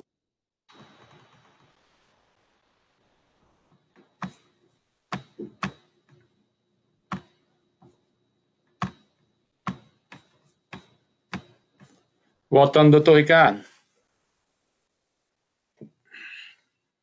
Presidente, eu conheço do reexame necessário, nego-lhe provimento para modificar o julgamento de primeiro grau, entendendo pela improcedência do auto de infração, presidente. Doutor Lúcio. Presidente, eu acompanho o relator aí, né? Quero salientar aí a honestidade do relator. Acho que é importante do colegiado é justamente isso, que ninguém, né, é dono da verdade. A verdade é a maioria do colegiado. Mas realmente essa situação colocada pelo doutor André, posso até aceitar, mas se você observar o relato desse processo aí, é documento fiscal inidôneo. E o julgador citou várias vezes o parecerista, o documento não era inidôneo, acho que não tinha outro caminho a não ser esse, e declarar o processo de improcedência. Doutora Tereza. Com o relator, presidente. Doutor Alexandre. Com o relator, senhor presidente. Doutor Felipe. Com o relator. E doutor Micael. Com o relator, presidente. Então, no presente processo, por unanimidade de votos, a terceira Câmara de Julgamento resolve conhecer do recurso interposto, dar-lhe provimento para modificar a decisão gerada na instância singular e julgar improcedente a presente acusação fiscal nos termos do voto do conselheiro relator, contrário ao parecer e contrário também à manifestação em sessão do excelentíssimo senhor Procurador do Estado. No último processo do dia, nós vamos ter outro processo de nota fiscal inidônea também. E aí lá tem um erro, né, de apontamento dentro da nota. Esse processo foi julgado improcedente. Só para fazer conexão com a decisão de agora. É o processo de número...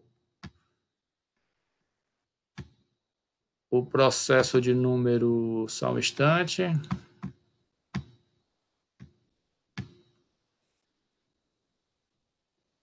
1/3186/2017, auto-infração 2017-05-360, onde é recorrente célula de julgamento de primeira instância, recorrido Metalúrgica Hispano Limitada, relatoria da doutora Tereza Helena Carvalho Rebouças Porto, julgado em primeira instância improcedente, e tem que parecer para confirmação da decisão de improcedência.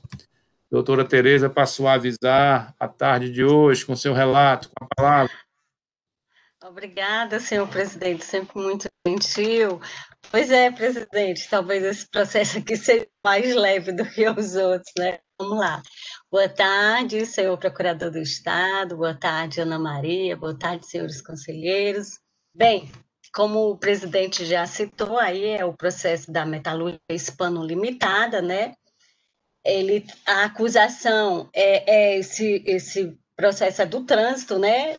Cuja acusação é de que a empresa remeteu mercadorias através da nota fiscal 2708 em operação interna no Ceará com alíquota e destaque de ICMS errados, pois foi emitido com alíquota de 17 ao invés de 18, que é o correto, de 18%, né?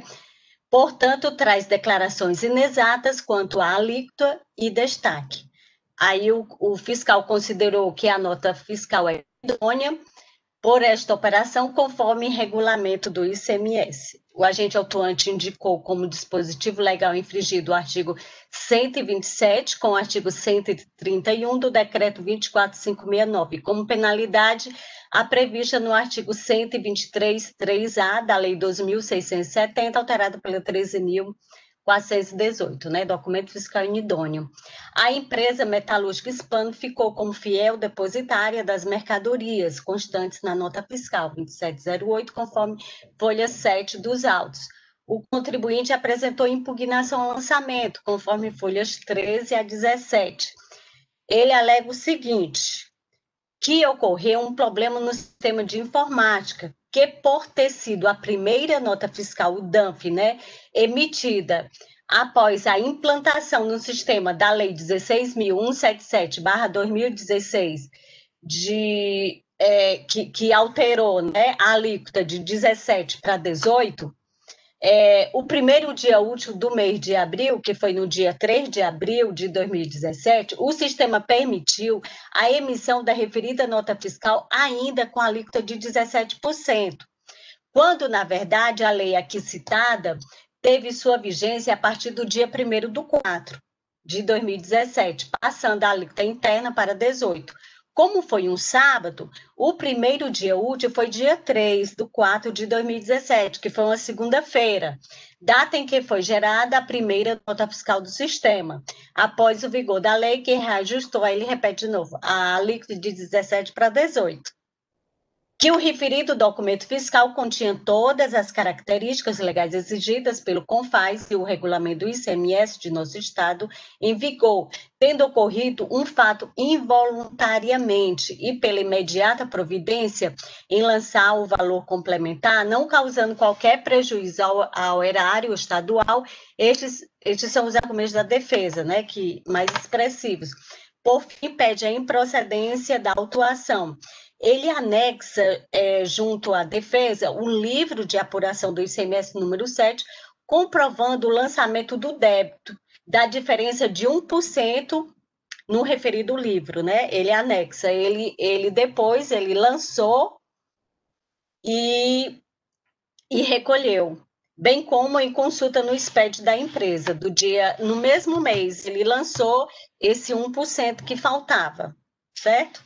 O julgador singular decide pela improcedência da presente ação fiscal, por entender que não ocorreu nenhum ilícito fiscal diante da ausência dos requisitos que tornam uma nota fiscal inidônea, tornando inaceitável o procedimento adotado pelo fisco.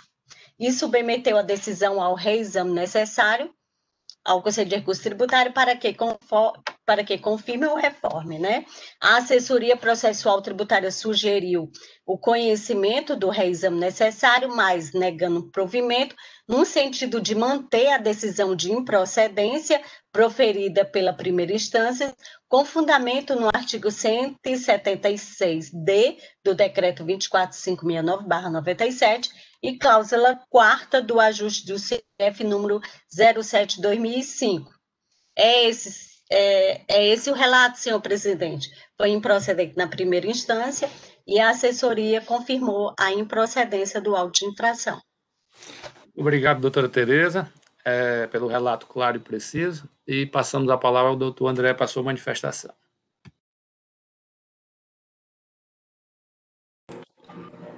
Obrigado, presidente.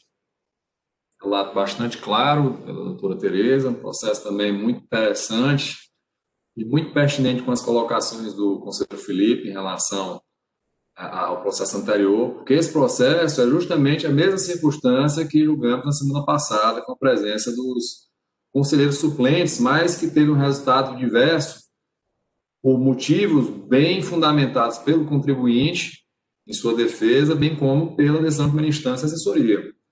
No caso, é um reexame necessário de decisão de procedência de auto-infração, foi afastada a imputação de remessa de mercadoria com documento fiscal inidôneo, referente à operação interna no Estado do Ceará, em que foi indicada a alíquota de 17%, quando correto seria 18%, o que na autuação foi entendido como declaração inexata e, portanto, tornando inidôneo o documento.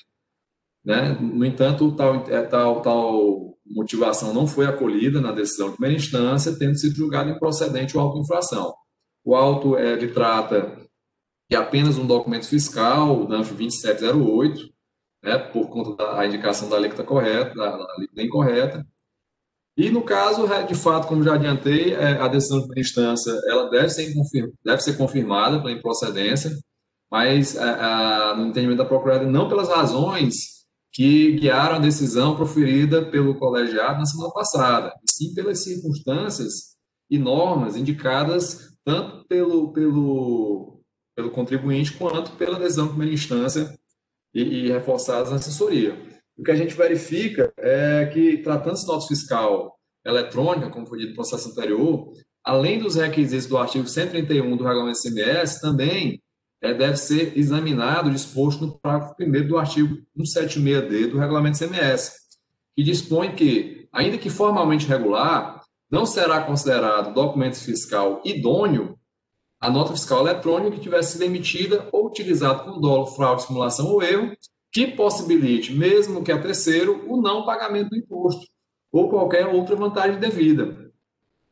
E na espécie, pelo relato e pelo exposto pelo contribuinte, ele verificou que houve um erro na emissão do documento fiscal, né, tendo em vista a entrada em vigor da Lei 16.177 de 2016, que majorou a alíquota geral do ICMS no Estado do Ceará de 17% para 18%, e ele tenta justificar esse erro na transição, na implantação das novas regras tributárias decorrentes da norma, nos seus sistemas de informática né, utilizados na empresa, né, porque essa teria sido a primeira nota emitida no primeiro dia útil do mês de abril de 2017, após já a vigência da nova alíquota, né, pois o sistema, no caso, permitiu a emissão da nota fiscal eletrônica com a alíquota antiga, não obstante a nova já estivesse em vigência desde o dia 1º de abril, por entender que seria um dia não útil, foi emitido no sábado, e, portanto, foi gerado com esse erro. Diz o contribuinte mais que conseguiu identificar o erro ainda no início da operação, tentou sobrestar o transporte da mercadoria para cancelamento do documento fiscal e correção e emissão do novo documento, mas não foi possível, essa operação já tinha se iniciado, né, e também não conseguiu contato com o transportador. E, diante disso, de maneira muito diligente e correta, o que ele fez, na mesma competência e apuração, procedeu o lançamento da diferença do imposto na sua apuração mensal. Lançou a diferença do 1%, que seria devido, né, dessa operação, lá na sua apuração do ICMS, justificando, inclusive com base, indicando a nota e informando que teve um erro, e que, portanto, isso foi realizado no mesmo mês da emissão da FL da nota, conforme livro de apuração apresentado na sua impugnação, conforme destacado pela relatora, e bem como confirmado pelo próprio julgador de primeira instância quando da consulta da FD do contribuinte. Então, para esse tipo de infração, a comprovação da inexistência do não pagamento do imposto integralmente devido ou de obtenção de vantagem devida para o contribuinte faz parte da própria tipificação da infração, né? E essa ausência de pagamento ou vantagem devida é o que autoriza considerar o documento eletrônico formalmente regular, conforme o parágrafo 1º, e, portanto, sendo considerado idôneo. É uma situação que mitiga um posto, se vincula à inidoneidade à existência de prejuízo. Há uma mitigação nessa situação específica lá do disposto no artigo 136 do CPN. Corretamente, portanto, o julgador, tendo verificado que houve, de fato, erro na alíquota, mas o contribuinte espontaneamente tomou todas as medidas necessárias para que esse erro não gerasse uma falta de recolhimento, antecipando-se na escrituração e no débito da diferença, a situação específica desse processo que impede o reconhecimento da inidoneidade, com base no artigo 131, combinado com o parágrafo 1º do artigo 176D do Regulamento CMS. Então, por tudo exposto, a Procuradoria, no mesmo sentido da decisão de primeira instância e da manifestação da assessoria, ela se manifesta pelo conhecimento do reexame necessário, mas para que seja negado o provimento, confirmando a decisão de primeira instância de improcedência do auto de infração. Em discussão? Senhor presidente, só para a relatora vai falar, Tereza? Não, só ia confirmar, Lúcio, como o doutor André já esclareceu, até melhor do que eu, né? Como sempre. Isso, o contribuinte, de fato, ele tirou essa nota com 17%, mas no mesmo mês ele consertou, né?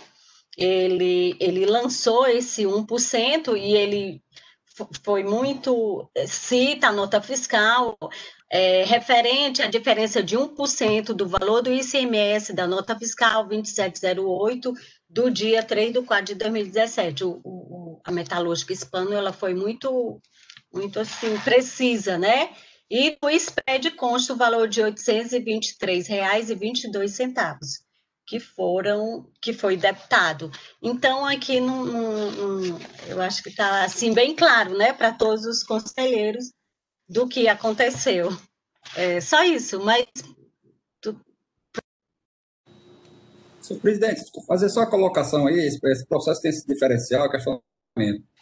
O processo do doutor Felipe, do qual a gente julgou, que estava representando o doutor Micael, né, o doutor Ricardo, não tinha essa questão e foi julgado improcedente também com essa mesma motivação, que foi da alíquota de 17% para 18%. E o artigo trazido aí pela Procuradoria, né, alguns conselheiros, até julgadores, né, se perde muita questão do erro, a gente discutiu naquela oportunidade, dizendo que nós entendemos que essa questão do erro, né, dolo da fraude da simulação, ela tem que estar na questão subjetiva, mais na questão de erro quanto à operação, de levar o contribuinte a um erro, fazer uma operação que não existiu.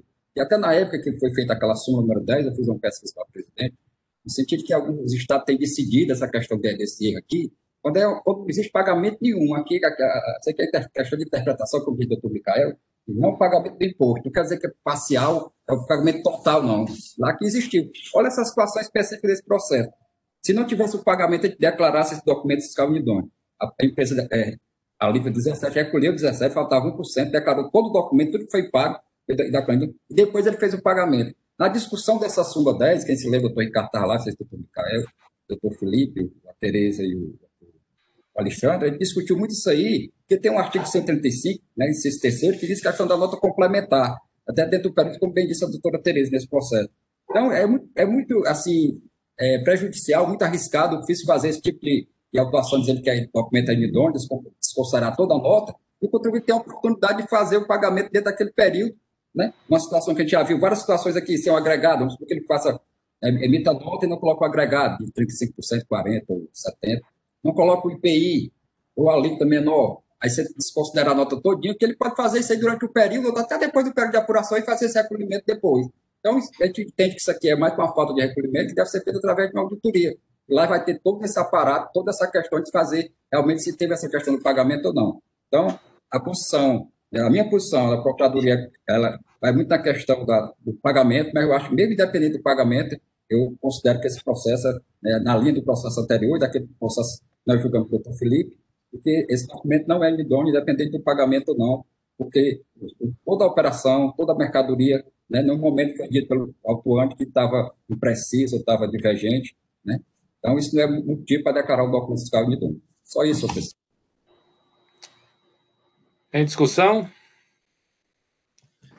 Sem discussão, doutora Tereza votando.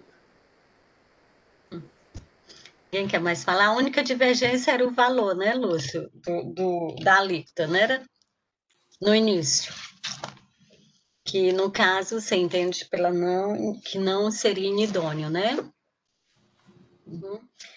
Bem, senhor presidente, eu conheço do reexame necessário, mas nego provimento para confirmar a decisão de improcedência do auto de infração conforme julgamento de primeira instância e parecer da assessoria processual tributária, confirmada pelo procurador. Algum conselheiro vota em contrário à relatora? Considerando a matéria bem discutida e reincidente hoje, né, porque já foi discutida em sessões anteriores recentes, a presidência fez a votação mais rápida. A terceira Câmara, no presente processo, por unanimidade de votos, resolve conhecer do reexame necessário, negar-lhe provimento para confirmar a decisão de improcedência exarada na instância singular, nos termos do voto da conselheira relatora e de acordo com o parecer da assessoria processual tributária e também de acordo com a manifestação em sessão do excelentíssimo senhor procurador. Ok? Assuntos gerais?